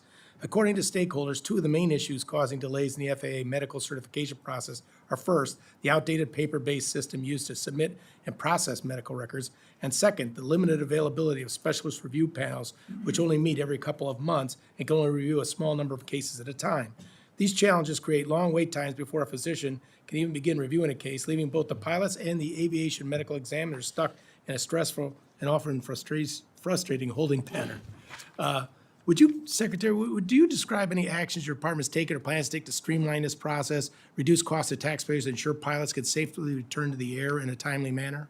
So this is an issue that I too have heard a lot about. A lot of pilots have reached out. It is too slow, it's too laborious, complicated. And so I've had conversations with the FAA on how we can improve this process. And I'd be happy to, again, circle back with you and talk about how we're going to navigate making this process more responsive and quicker. And I understand and fully appreciate the fact that you've inherited a lot of problems in a small period of time, and I've seen you work, that you'll be able to work through this process. I'll throw out one last thing, is I had an opportunity under former Chairman Schuster and Secretary Chow to go to Canada to see the system that they have in place up there for the aviation control. And I know that there's some issues with it, but there's better systems that exist than what we have in place. And then been in the towers to watch the people have to transfer paper. I can't believe that in this day and age, this is the American system, but I know under your leadership, we'll get that problem fixed. Thank you, sir. I yield back. Thank you very much, Mr. Chairman. I'm pleased to be here today as we begin to assess the budget request for fiscal year 2026. I, too, want to welcome Secretary Duffy to his first official hearing before the subcommittee. Welcome. Today, we will examine the Department of Transportation's budget, which I expect will cover current year operations and the proposed use of funds included in the so-called skinny budget for 2026. DOT's primary mission is to invest in solutions that improve transportation safety. This includes safer transportation in our skies, on our rails, in our ports, and over and under our bridges, among other modes of transportation. It is hard to ignore the disturbing incursions and devastating crashes that have disrupted the lives and livelihoods of too many at our airports just this year, following the tragic Francis Scott Key bridge collapse in Baltimore last year. The bipartisan infrastructure law makes a significant 5-year investment in our nation's transportation systems, whether it's helping to build new runways, repair deficient bridges, or improve our ports. These historic investments are intended to enhance safety, employ American businesses, put more people to work, and create new public-private partnerships. This law, combined with targeted investments through the annual THUD bill, was supposed to serve as a catalyst for our economy and quality of life. However, I'm deeply concerned that this administration's deliberate withholding of more than $40 billion provided by laws approved by this subcommittee and reductions to DOT's workforce halt any meaningful progress in transportation safety. Instead, we see thousands of qualified federal workers and contractors, including air traffic controllers, made up of women, people of color, and veterans, pushed out of highly skilled jobs. While I strongly support the need for robust investments in aviation safety, we have yet to see the full potential of existing resources being used to address our most immediate threats to brought forward by aging technology and staffing shortfalls at the FAA. Last week's air traffic control modernization plan released by the administration is a great start, but it ignores the realities of cuts to FAA staff, fair competition, and overall costs, and most importantly, how we pay for it. Americans are afraid of flying, controllers are walking off their jobs, and aviation businesses are hurting. This plan seems to ignore the realities of the FAA, losing more than 2,000 employees this year, and assumes project timelines not yet defined by costs, access to materials, or feasibility. But we need to know that it is backed by action and by an administration that will deploy congressionally directed funding for America's transportation in an expeditious manner, consistent with congressional intent. Mr. Secretary, I would be derelict in my duties to my constituents and children were I not to address the significant issue you raised in your submitted statement. During World War II, the DEI program that created the Tuskegee Airmen, who because of existing laws were all black, was not a waste of money. They made the skies safer for those all-white fighter pilots they escorted, and we won that war.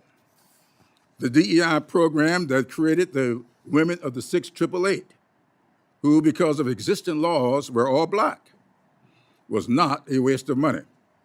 And they made the war experiences more palatable for those all-white fighting units that they efficiently and effectively supported during World War II. Both these groups were awarded the Congressional Gold Medal by this body for their service to this country.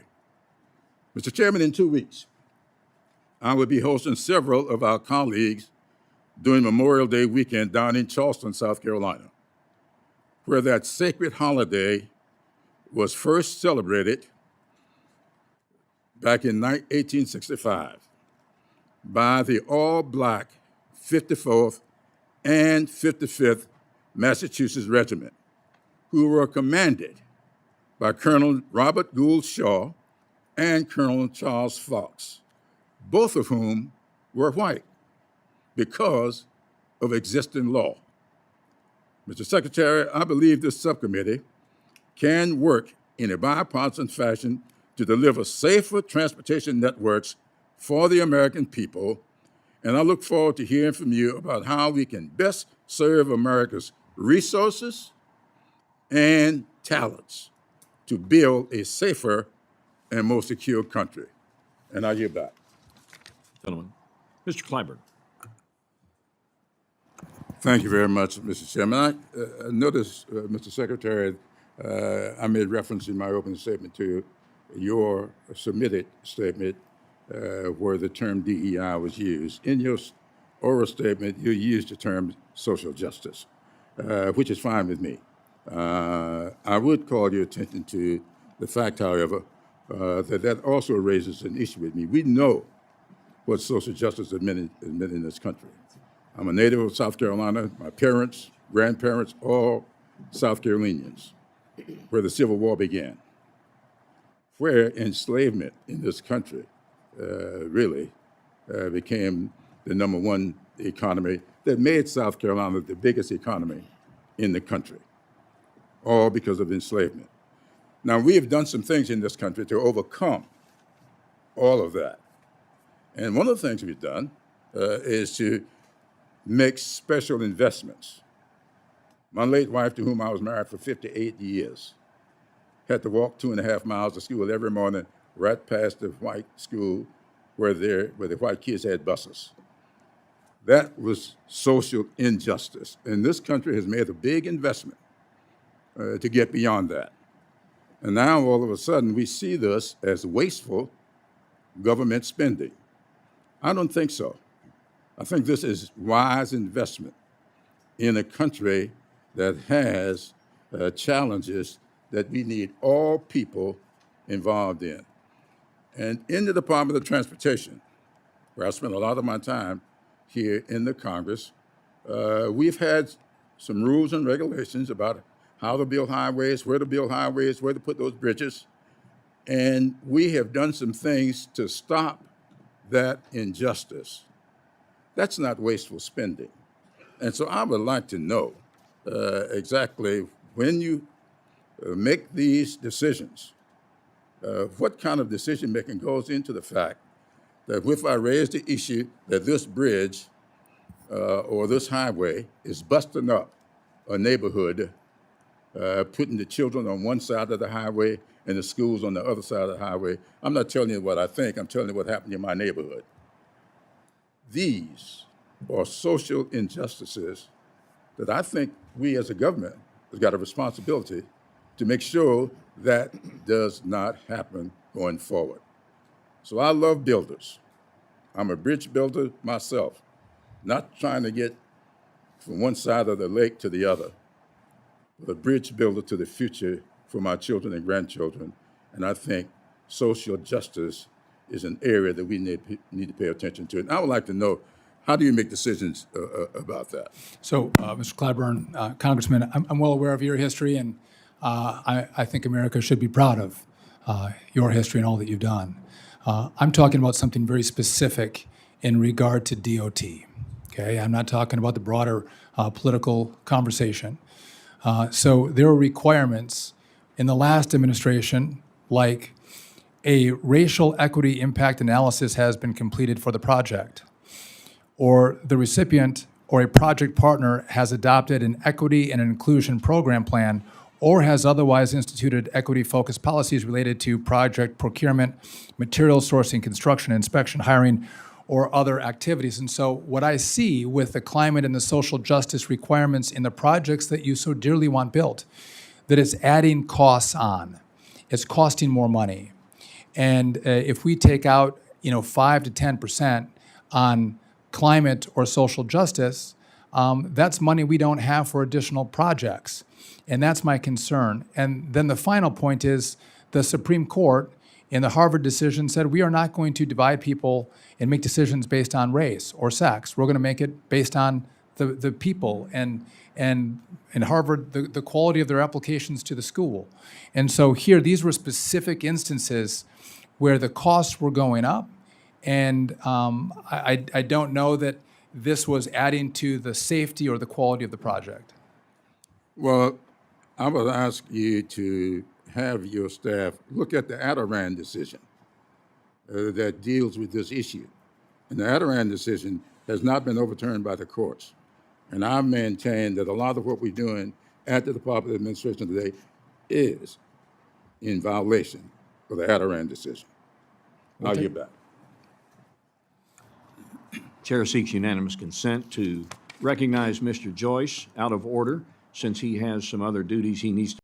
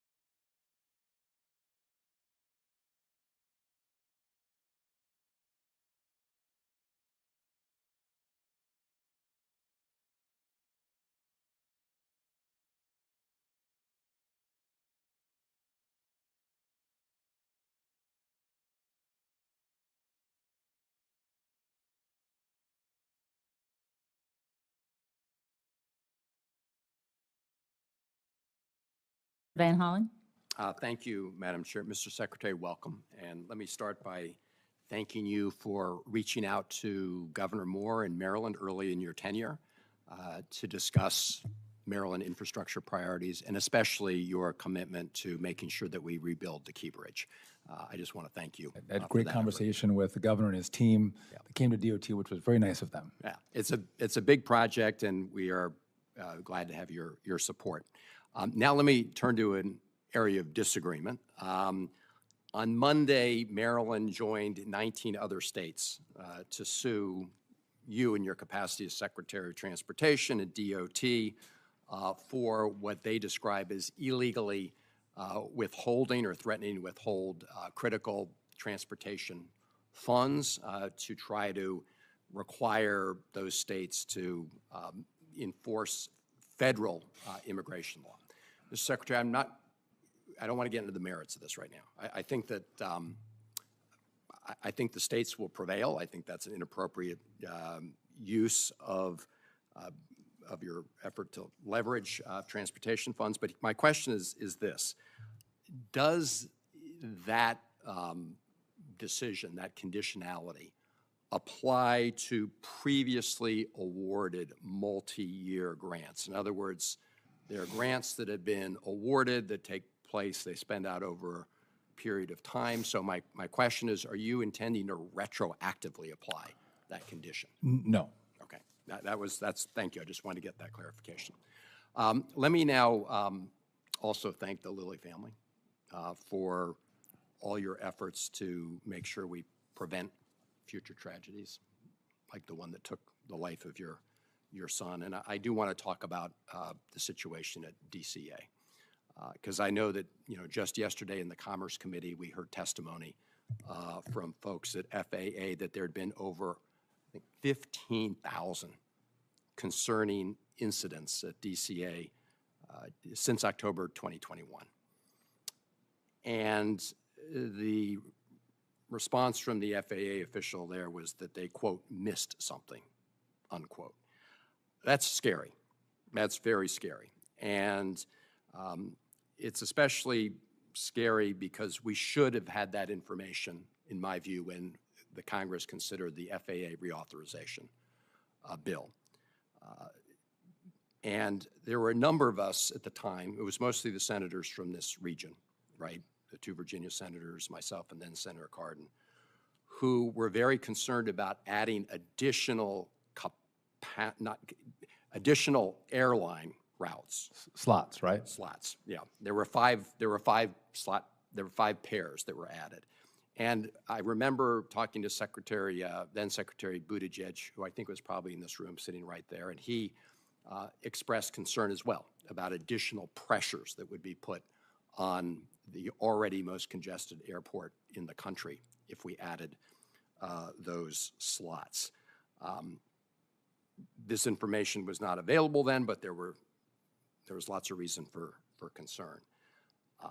Those slots have since been added, I think early this year. Those additional slots were added to the most congested airport in the country. And I know you put safety first, right?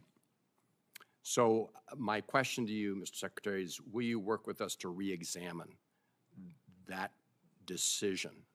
Because the four of us voted against the entire FAA authorization at that time because of our concern about safety. And given all the information that's now available, I hope we will go back to see if that will aggravate an already very difficult problem. I think it would be appropriate for this body to have a conversation about what is appropriate and what is the capacity that DCA can handle. I think you all should discuss that, no doubt. By the way, there was 1,500. You mentioned there was 15,000. 15,000, but 85 were critically close in that time period. Yeah. And so and I take your point on that. We're trying to, at the FAA now, say what else should we see that we're not seeing? Because that should have been seen. That cross traffic should have been stopped. So we're doing that work right now. We're using some AI tools But also, I think it's my responsibility to talk about the air traffic control system and say that is a foreseeable danger. Yeah. And that's why we have to have conversations about safety, and that's how all of us doing our jobs together. Yeah, I know. I appreciate your efforts on that. And let me just say, I listened carefully to your answer with respect to the additional slots, and I agree it's a conversation we need to have up here. But my question to you, Mr. Secretary, is given your important role, will you engage with us in that discussion and a determination about whether or not we now need to roll back some of those slots? I would welcome the opportunity to engage with all of you on that conversation. Thank you. Thank you, Mr. Secretary. Thank you. Thank you, Madam Chairman. Mr. Secretary, welcome. And let me first begin by thanking you for your assistance to expediting the release of $220 million for the Washington Bridge. That is very critical to our state. It really is the linkage between one side of our capital city, Providence, and the other. Thank you very much, Mr. Secretary. I would love to come up in the summer and check that bridge out. I think you should come up. And by the way, I think you should also check out our restaurants. We have the best restaurants in America. I was there for the first time with my wife this last September and was shocked at how beautiful your great state is. Thank you, sir.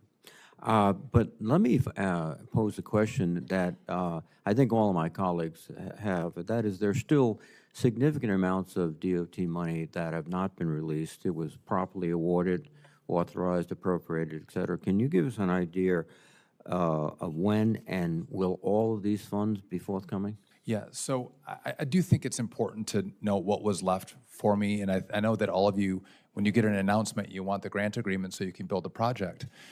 But between Obama and Donald Trump, from election day to inauguration day, Obama team announced 48 grants. And then from Trump to Biden, the Donald Trump team announced 100 grants. And Pete Buttigieg, between election day and inauguration day, announced almost 1,000 grants. 1,000. I told that to Senator Schatz as well before, but this is a lot of grants that were announced. And so the workload is real. And if I could just show you a chart, I have a chart here that will indicate how many grants we have grant agreements on. And these are fiscal years from Secretary Buttigieg, but you can see at the start of even the last administration, they weren't moving as fast as we're moving. So I'm committed to getting through this as quickly as possible. We're at a pretty good clip, and I think it's going to continue to pick up as we work through the process. And I think there's technology that we can deploy to make this go even faster. There are some concern that these projects not being evaluated on engineering and other aspects, cost benefits, but there is issues of climate change and social issues more than economic issues or transportation issues. Are you including DEI in these evaluations and climate change? Yes, in regard to in regard to the grant agreements that the grant agreements that we have out now and the announcements, I am. And some of the requirements, if you want, I'll share them with you, and I can read some of them to you if you want. But no, I think this is a very realistic question. Most people don't consider infrastructure, roads, bridges, et cetera, to be DEI qualities, nor do they, after all the work that's done by DOT, by EPA, as something that would be challenging to the environment. In fact, most of these projects, I would suggest, are designed to cope with changes, and you can call them anything you want. So there are a lot of requirements in the grant agreements in regard to DEI and in regard to climate change, and there was adding a lot of costs and time onto the projects. So what I've done is tried to pull those out and say those requirements are no longer necessary for you to do your project, and I think I'm going to save you money and allow you to move quicker on your projects that are so meaningful to your communities. So what you're saying is you will eventually release the funds, but you will modify the arrangement so that they don't have to do certain things. Is that accurate? Well, so in regard to the announced agreements, but the announcements, but we don't have grant agreements. We're drafting grant agreements that don't include these issues. But you're committed to fulfilling the grant. Oh, listen, yeah, I don't, Another way to say this is that you're not going to defund projects because you object to language you consider to be DEI or no, climate. we're just trying to pull out that language unless it could not be rescoped or pulled out and it's just fundamentally something different. No, this is easy to pull this language out and save you money and time. Again, I think the faster, and you do have a challenge before you, the faster you can get these funds to the states, the better off. As we evidence, are. I've gotten a couple to your state pretty quickly. And you have my thanks for that.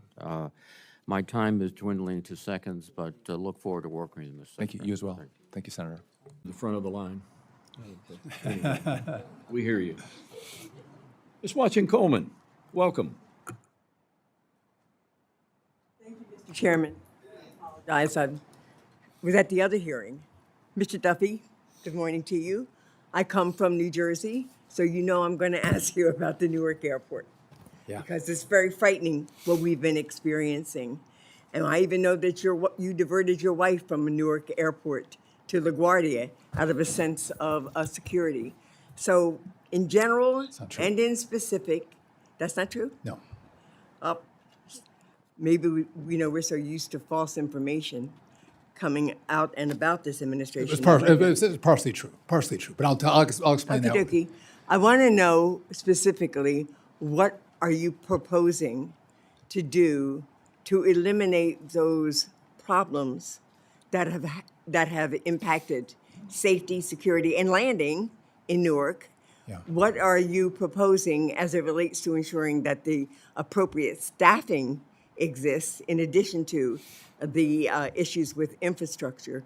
And how do you see the time frame taking place? Thank you for the question. So I did, with all the delays at Newark, my wife had to do an event, and she was in the city of New York, and so I moved her from Newark to LaGuardia, not for safety, but because I needed her flight to fly. She had to get there. Now, someone had clipped some audio of that and made it seem like I was talking about safety. I fly out of Newark all the time. My family does. Yeah, So I accept that. thank you. I appreciate Thank that. you. It was breaking the round, and it was not I know where that came from. But so here's what I'm doing. So first, the Newark, Teterboro, and Morristown used to be controlled by N90, which was in New York, right? That had LaGuardia and JFK controlling all that airspace. It was the N90 TRACON.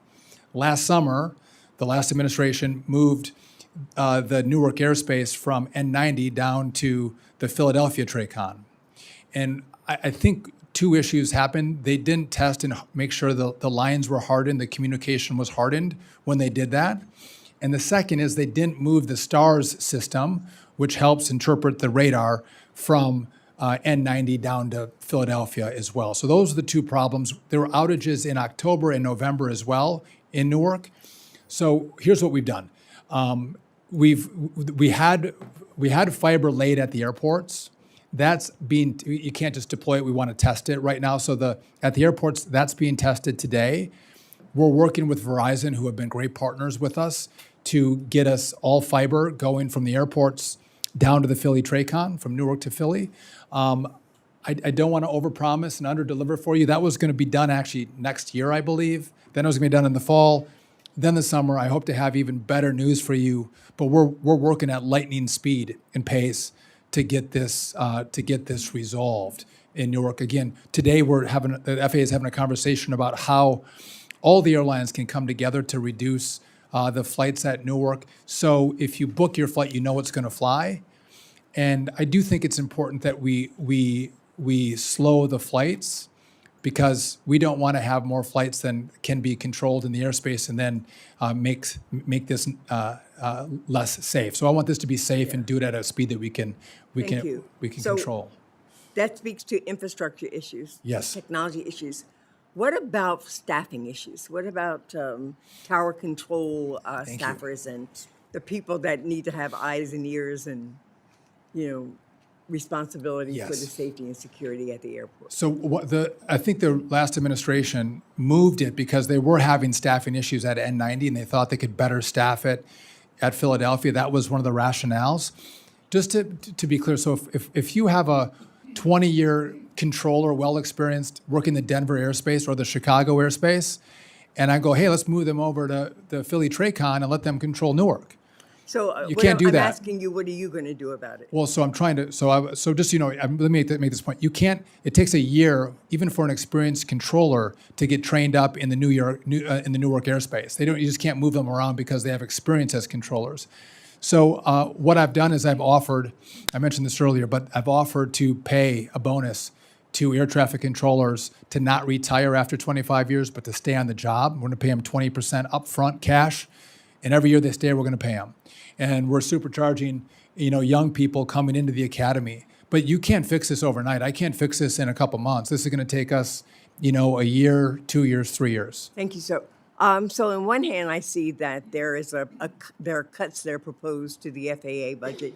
On the other hand, I see, or the IIJA budget is being cut, or the access to that money is being cut. Is one trying to offset the other? When we look at what seems to be a need for an increase, something that Secretary Buttigieg responded to, we're now trying to figure out are we robbing Peter to pay Paul, or are we going to add to Peter and Paul? Oh, I think the budget is we're adding to Peter and Paul. The only IIJA money that was reduced was the NEVI money. That was the $7 billion for chargers. Then you didn't get chargers for the money that was spent. So that was in the budget to be taken away. But no, we're adding to the IIJA by $1.5 billion. And I forgot your question was something specific. But we've added money to it. And yes, and again, we haven't let any controllers go. We've protected safety critical missions in the department, which are air traffic controllers. So we're trying to hire more air traffic. We actually have hired more air traffic controllers. We're not letting them go. We're trying to bring more online. Thank you. That's such an important airport for us, for our economy, for our traveling public. Safety and security is first and foremost. And I thank you, Mr. Chairman, for giving me the additional time and for acknowledging me when I came in. It's even more important because I fly out of there too all the time. So I want to make sure it works. Sheriff. Thank you, Mr. Chairman. Appreciate the opportunity. Welcome, Mr. Secretary. Thank you for being here, Mr. and Mrs. Lilly as well. Mr. Secretary, as the chairman mentioned, chairman of the full committee and chairman of the subcommittee, safety is of primary concern to all of us. You see that in the questions that are being asked by both sides. I can't help but ask you to reflect. It's been reported that you've pushed back against some DOGE efforts, with respect to staffing. I want to ensure you've said that safety is first. As the chairman mentioned, notification of Congress is also an important authority and a responsibility that you have. Implementing these grants, I agree it is a time-honored tradition to point the fingers at your predecessor. It's something we do quite often, here up on this dais and in this dome. But the importance of doing all of those jobs, safety, notification, grant awards, is the responsibility of your department. And with fewer people, I hope you can continue to execute those important missions. In January, California experienced horrific wildfires, and the devastation was so huge. It's tough to comprehend. Pictures don't do it justice. In February, the governor of California requested $101 million under the Department of Transportation's Emergency Relief Program to help rebuild federal highways, bridges, and roads. Congress is waiting for the president to request of Congress to pass a disaster supplemental that includes funding for Southern California. It's been months since the wildfires occurred. We haven't seen anything from a formal request of Congress.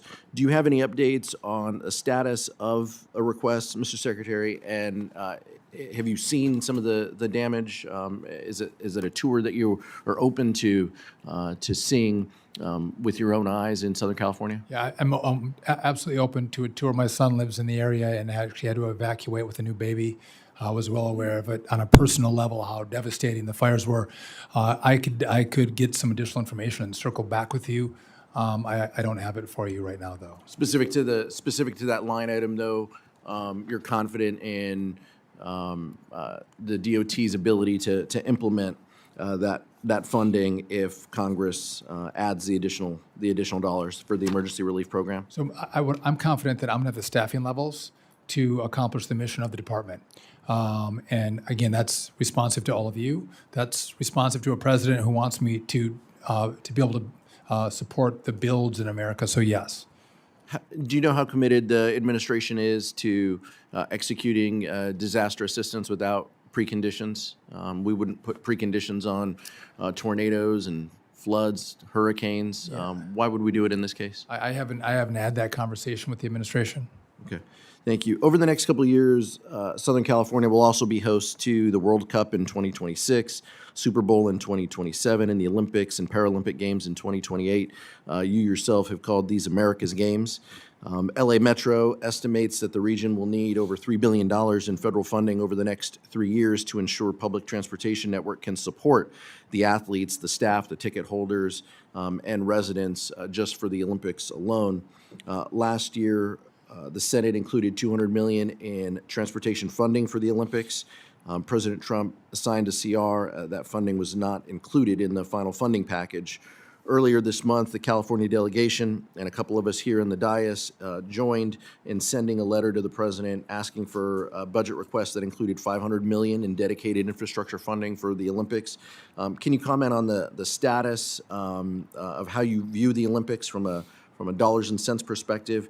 And will you commit to work with the California delegation as we work through FY26 and prepare for the 28 Olympics and these other events? They're going to be great.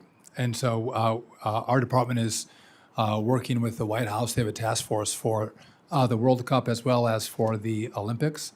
And transportation is a key part of moving people where we have these massive events. And so we are no doubt going to partner with California in your needs and with the administration. And again, you guys have the power of the purse. I would look forward to all of us thinking through what those needs are, because again, this is our presentation to the world. The world's going to come for both the World Cup and the Olympics. And I know the president wants to have a great showing, a seamless showing. And I think we want to invite the world even for this summer. For the club games and to have them come in and, by the way, spend a lot of their money would be wonderful, but they have to have a wonderful experience with it. So we're going to support the communities across the country with their transportation And needs. you would support a funding level of around that $500 Oh, I don't know. million I for don't know. FY26? I haven't looked at the funding levels and what's appropriate from the department's perspective, but I want to make sure we have enough resources to make sure it's seamless. And I'd love to work with you if you have some ideas. I appreciate the comment that it's going to be great, but this body works with funding formulas and tables and real dollars out on the street to implement all the happy talk. So I just want to make sure we have a skinny budget we were talking about today. So I'm happy to talk to you about it, but that was not on the calendar for today. And so if you want me to look at the numbers, I'll look at them and we can partner up together. Yeah, happy to work with you. Thank you, Mr. Secretary. Thank you, Mr. Chairman. You bet, Pete. Since you became Secretary, air traffic controllers have twice received fork in the road emails encouraging them to resign, which you have sent mistakenly, but it is. But none of them have taken it. They can't take it because they're not included. Well, they received the mail. You're an employee. You got the same email, and I just think it's really callous to suggest to controllers these emails saying your work's not valued. So do you know who sent those emails to our air traffic controllers? You can talk about the system that we have to send emails out. I think it's antiquated, old, and I just asked who. I don't know. No, I don't know how they would have gotten those emails. You don't know who sent them. Nobody's been fired for sending those. That they would have had the wrong email for an air traffic controller versus someone else in the FAA. No, I'm not going to fire someone over that.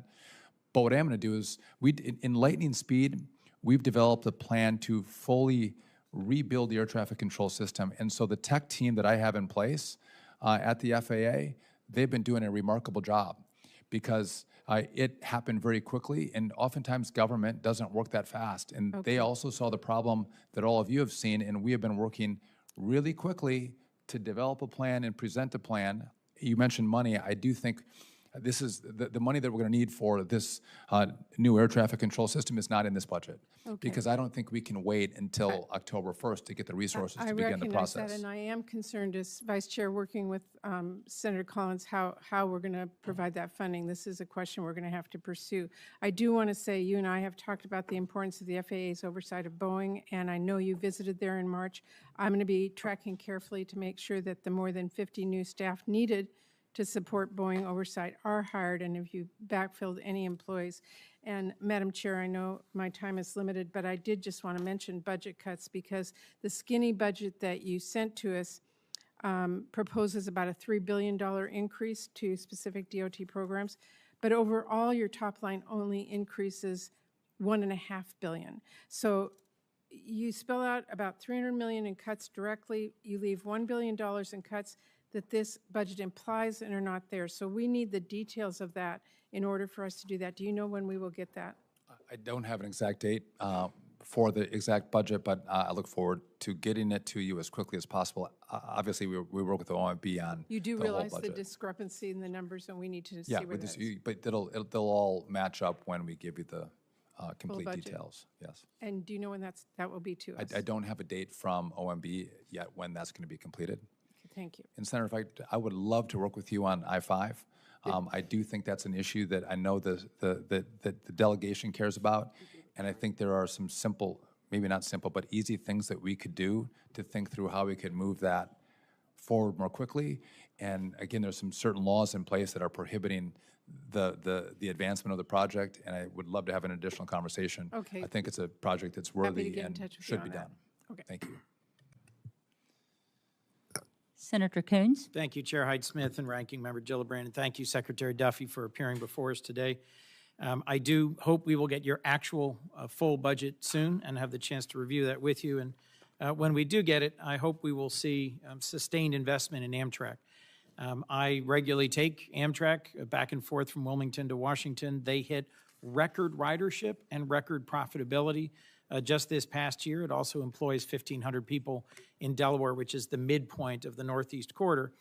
The Northeast Corridor is just really, frankly, the only aspect of Amtrak that has been financially stable for a long, long time. So if the NEC experiences cuts or some attempt at privatization or a sharp change in direction, the impact will really harm the mostly heartland states and rural part of Amtrak's national network. Elon Musk has called for privatizing Amtrak. It's made steady, positive progress in recent years. I'd be interested in whether you'd commit to us to maintaining strong investments in Amtrak when we finally receive your full budget. So, listen, I take Amtrak as well. I ride the Northeast Corridor. I will tell you this, do I think we could do better? Yes. Could we be better? Yes, I think we could be better. It's faster than driving through the traffic when you're going up north. I've experienced that more recently. So again, I would love us to think through together, how can we make this better? How can we make it faster? I mean, the rest of the world has high-speed rail. Why can't we think through a different way to do it? So I'm committed to the idea that we want to be able to move people along the Northeast Corridor. We don't have enough room for people to all take cars, so let's figure out a better way to do it. So yeah, I'm committed to the idea that we're gonna have great rail transportation. We have Amtrak now. Could there be ways that we could allow for other competition with Amtrak on the rails? Possibly. But this is in your control. So I'm not trying to kill it. I'm trying to go, how can we make it better? Thank you. These are complex questions. Very that, complex. Consultation with this committee will help sustain our national rail network. Shipbuilding is an area where I suspect we have strong agreement. I recently visited Philly's Hanwha Shipyard, as did you. Senator McCormick and I have talked regularly about this. My community is just 20 to 30 minutes from that shipyard, and we'd like to contribute. Some of the folks who will work at the expanded Hanwha Shipyard, I am the ranking appropriator on defense, and I think the shot in the arm that MARAD has given to the shipyard by purchasing 5 DOT ships has been critically vital. Just if you would briefly speak to DOT's plans to invest in and reinvigorate our nation's shipyards. This is one that is right on the edge of being able to come into the family of naval shipyards. Yeah, so I love the president's vision. I couldn't share it. I think most people would agree that the vision of building ships again in America is important. working through the components of how we fund it, how we are able to give a shot in the arm to the industry, because it's going to need support. And thinking through how we do that is what's happening right now. I think all of us working together is going to be what's necessary to revitalize these ports. But again, you look around the country and you see how we used to be a powerhouse, and they've just, many of them have been mothballed. Again, it's going to be a bipartisan effort for all of us. This is one that's back in production thanks to DOT, and I know Senator Collins has expressed a very strong interest in it. A number of members have maritime academies in their home states and would like to see this shipyard also become productive. I look forward to working with you on that. You as well. In the last 2 minutes, if I could, just a theme across a number of questions. You've frozen 3,000 federal grants for review and have released several hundred. Just to compare, there was a bipartisan effort at infrastructure investment under the last administration, and that produced a lot of new programs, more than 40 new programs, more than $300 billion in funding. The DOT under the previous administration signed grant agreements for more than 3,300 projects. And under the first Trump administration, because there wasn't a bipartisan commitment to dramatic increases in infrastructure, just 900. So to say that, they hadn't managed to execute enough agreements, and that's why you've got such a backlog, Biden's DOT increased its pace of grant agreement execution from 330 in its first year to 1,500 its last year. There's a reason that there was a dramatic increase in the volume of grant agreements. It's because we came together in a bipartisan way to significantly increase our infrastructure investment.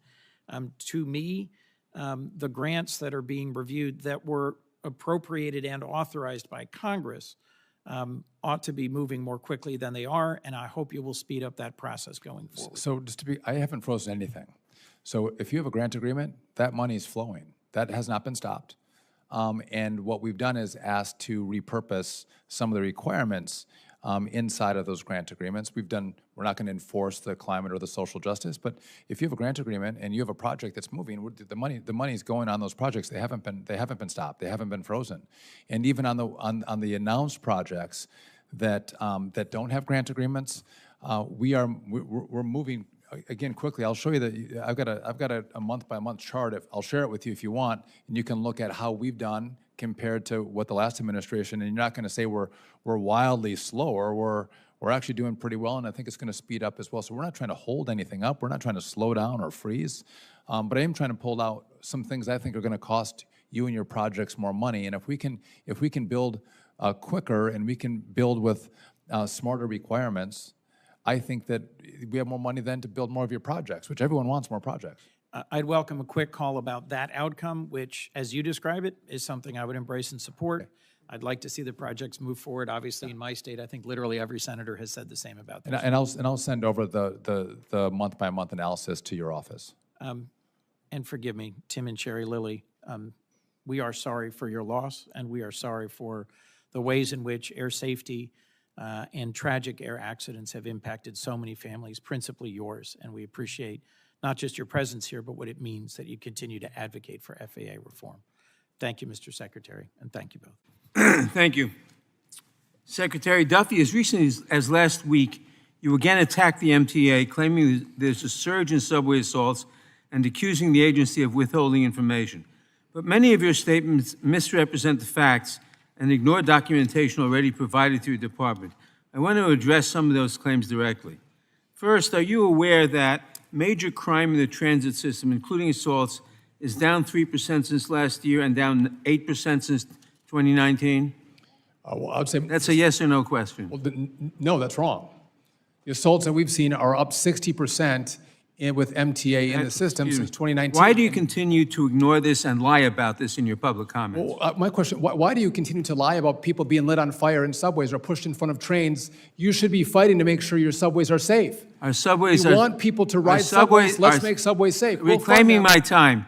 Our subways are safe, and I gave you the statistics. They're wrong. Second of all, you claimed earlier this year that there was no study of traffic impacts before the implementation of the congestion relief program.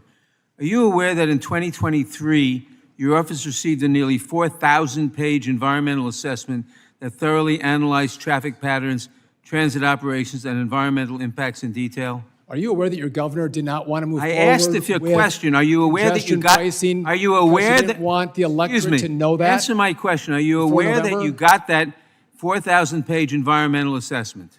That went to the last Yes or no? To the last administration, they got it. You got it. If so, why do you continue to deny its existence? I haven't denied any existence. Okay. That's not- Secretary our- Duffy, our- as you know, our- your attempt to but revoke the... You're mischaracterizing what my complaint has been. That our roads are not for the elitists, the ones who have money or someone pays for their vehicle to drive into a cordoned area. I believe everyone All right, has that's a my right next- to use our roads. So if Secretary- you can't afford because Secretary you're poor, Duffy, as why you should know- you be excluded from driving into the city of New Reclaiming York? my time, Mr. Secretary, as you know, your attempt to revoke the MTA's congestion pricing approval came after the program had already undergone a full NEPA review and was formally cleared by the Federal Highway Administration. Can you identify a single precedent under any Republican or Democratic administration for unilaterally rescinding approval of a program like this after it completed the full environmental review process? Yeah, so the example is that you have never had a cordon pricing situation like Oh, this. yes, where there have only been. the elites, What do you call the New Jersey Turnpike? There's a road right next to it. Every road we have, you can take Secretary an Duffy, additional why road do you to continue access to your lie point about of New York destination. City? You're lying. Don't call me a liar here. I'm This is calling the you a one- liar because this you've is the lied one- continually. This is the one area where you have to pay $9 every single day to access Manhattan. That doesn't exist anywhere else. Every single program where you have tolled highways is under the same Why don't we program. fight for the people who can't afford to pay that pricing? Why shouldn't everyone have access to the city? And if you're going to force people into a subway, make sure it's safe. Very simple. It's safe. I gave you the statistics. I gave you the stats. Well, your statistics are wrong. Time has expired. Thank you, Mr. Chairman, and welcome back to Capitol Hill, Secretary Duffy. Good to see you. You too.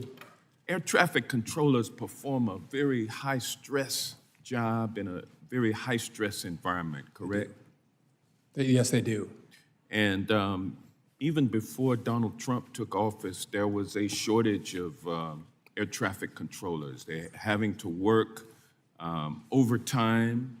That adds to the stress, does it not? That's correct. And I'll recall a March cabinet meeting where we were aware of you standing up for the air traffic controllers from the chainsaw of Elon Musk. And I want to thank you for standing up, even though at that meeting you were having to account for how many people had been terminated under DOGE. Secretary Duffy, on May 15th, this committee held a hearing discussing the Federal Aviation Administration, and during that hearing, I asked the FAA's Deputy Chief Operating Officer a very simple question. How many air traffic controllers have left the FAA since January 20th of 2025? He didn't have an answer. So I'll ask you now, can you tell this committee how many air traffic controllers have left the FAA since January 20th of 2025? I don't. And please don't tell me you don't know. Oh, I don't know. I don't know that. But what I can tell you is that This is such an important job. It's such. Well, Congressman, I would say that we have new controllers that come in every month, and controllers are eligible for retirement, so they leave. But So are you trying to tell us that you don't know how many air traffic controllers are in the building, and how many have left the building? How many are getting ready to come into the building? They're not in the building. They're in towers and Well, I'm centers just and speaking trade cons. But, figuratively, yeah, of no. So what I can tell you is what I've done to keep those controllers from retirement when they're at the age of retirement, and the 56 is the age of retirement, but a lot of them can retire at 50, 51. We're asking them to stay on, and we're driving more controllers into the academy and out to be trained. And so, again, I can't force people to stay beyond their age of retirement. Let me move on. I appreciate it. I don't have to remind you of the immense responsibility that comes with leading the Department of Transportation. And now, on top of that, you're also serving as an interim administrator of NASA, another role with serious demands and high stakes. And you're a family man. You got what, 7, 8 children? How many? I'm 9, but close. 9? 9. You got 9 children. You're a full-time daddy, full-time job at the FAA, full-time NASA. How can you Superman? How can you be doing all of this? So, some people might ask how I can do 9 kids, and I do it. And again, I love our country, and we need someone in the interim to make decisions and make sure we're leading forward with NASA. I'm honored that the president has given me this short-term capability, and but that is not going to impact my ability to do the important work of the DOT. Well, I really would like to know how many air traffic controllers have left the FAA since January 20th of 2025. I'll follow up Thank with you, Mr. you, Johnson. I Thank think you. there's 14,000 total, so it'd be kind of hard to know. Mr. Ball. Thank you, Mr. Secretary. Welcome back. It's good to see you. I know you're wearing several hats these days. I'm going to ask you about your role in overseeing the U.S. Merchant Marine Academy. Thank you. A couple of months ago, you did a fair amount of press about a portrait, a painting of Jesus Christ that you had placed prominently in a meeting area of the Academy. And you had said that you were taking it out of the basement and putting it into a place of prominence. So I want to ask you a little bit about that. And I believe you've put a copy of the same painting in your personal office. So I want you to know I have no problem with you decorating your office the way you want. I understand your Catholic faith is very central to you. Your office is yours to decorate in any way you want. But I'm troubled by this notion of this place of prominence in a room, in this case, the Elliott M.C. room at the Academy, which is the place where they have mandatory meetings, where they have honor code hearings, disciplinary hearings for cadets. And I guess I want to just ask you, overseeing an institution that is multicultural, that is secular, that is a public institution, what kind of message do you think that sends to the cadets who may not be Christian, may not be religious, or might be part of a Christian sect that objects to the kind of portrait that you've placed in that position of prominence? I would just note that we have the freedom of religion, not freedom from religion. And this painting was in this place of prominence for, I believe, 70 years. And it was folded up and moved to the basement. So and the basement was a chapel. It was put into the chapel by your predecessor, not put away to be hidden in a basement, right? That's misleading, Mr. No, it was folded up and put in the basement of the chapel. It was You're right. refurbished and then placed in a position in the chapel. But it was also, the history, Mr. Secretary, you know this, I think. It started out in a chapel. This is a painting that started out in a chapel. They actually folded the painting up, and now it's being restored. It has to be unfolded to put back in its place of prominence. This is Christ on the water. These are sailors, and it has a lot of history within the Merchant Marine Academy. And I love your attention to this Christ on the water photo, but I think this Congress, and it's not in your body, but this is the most... So what's the message to Jews and Muslims and Hindus and non-religious folks? We all live together. Listen, in their disciplinary proceedings. We all accept everyone's religion, and this is a painting. We don't. I don't know if you have any anti-Semites here. I don't think you do. I hope not. You don't think the Establishment Clause prohibits favoring a single religion over all others? Listen, we're not. This is a historic painting. It historically was in a chapel. It's a historic painting. And I have no objection to it being moved. I've actually called for it to be taken out of the basement and put back in its place of prominence. Mr. Secretary, let me just, you also have put birth rates and marriage rates for the first time into transportation funding formulas. Is that policy or is that you have midshipmen that are eating off of paper plates and using plastic forks. They didn't have hot water for 4 months. So if you want to talk about the Merchant Marine Academy, let's look at how these poor midshipmen have been served by the Congress in the last DOT. You promised them more funding in your speech to the cadets. How's that going? They deserve more money, and I need that money from all of you. And I hope you give me the $1.5 billion that's necessary to make this a state-of-the-art academy. But not having hot water for 4 months, that should be what you're concerned about. Eating off paper plates, and you should be maybe concerned about respect that. the First Amendment food while you that they deliver eat, hot water, we should be Mr. concerned about Secretary. that. We have a First Amendment for a reason. Mr. Mast. Appreciate what you're doing. Keep up the good work. With that, I yield back, Mr. Chairman. Mr. Garcia, you're recognized. Thank you, Chair, Ranking Member, and Secretary Duffy for being here today. 3 minutes is hardly enough time to discuss some of the chaos that's occurred since you took the helm of the department, from funding pauses that create confusion to mass firings at DOT that weaken the ability to get funding out the door. Your actions contradict your stated goal of promoting community safety across the country. For example, it's evident in your directive to the DOT to hold off on money to support local immigration cooperation. In what world does stopping the construction of a grade construction so kids don't have to crawl under idling trains make communities safer? DOT funding has nothing to do with immigration enforcement, yet you attempt to use it as leverage to advance this administration's cruel agenda. It's blatantly illegal, which is why a judge put a stop to it last month. And that brings me to another issue before the courts, the Disadvantaged Business Enterprise Program, or DBE. Thanks again to the ranking member for allowing me to introduce into the record letters supporting the program from DBEs across the country. And I was gathering input in my district for surface transportation priorities. The message from groups was clear. The DBE program has helped level the playing field in a historically exclusionary sector, and its elimination would reimpose barriers for small businesses owned by minorities and women. And you want to make it even harder for them, Mr. Secretary? Your proposed budget zeroes out funding for the Small Business Transportation Resource Centers. These centers provide technical assistance and individual businesses advising at no cost to all small businesses in the transportation industry.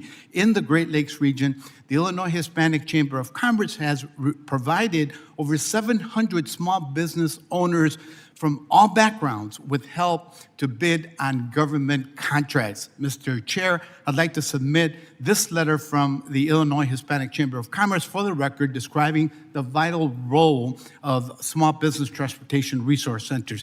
Mr. Secretary, this is what I do want to ask you. Why does your proposed 2026 budget aim to cancel programs that support small businesses? No, there's nothing to cancel small businesses, but we got away with race preferences a long time ago. So I don't think we should. I'm asking you about small businesses, Mr. Secretary. Small businesses, no, but if you want preferences for race and sex, I think I'm asking you about small businesses. That's the question. And really quickly, I think you should follow the law. And if you have your states that care more about Question illegal is about immigrants small as opposed businesses, to the Secretary. citizens of Would your you state, I answer the think that question is as it relates truly to your a problem. 2026 You shouldn't budget? harbor or impede ICE. You're not going to And if you answer the do- question? The gentleman's time has expired. Thank you, Mr. Chairman. Mr. Ezell.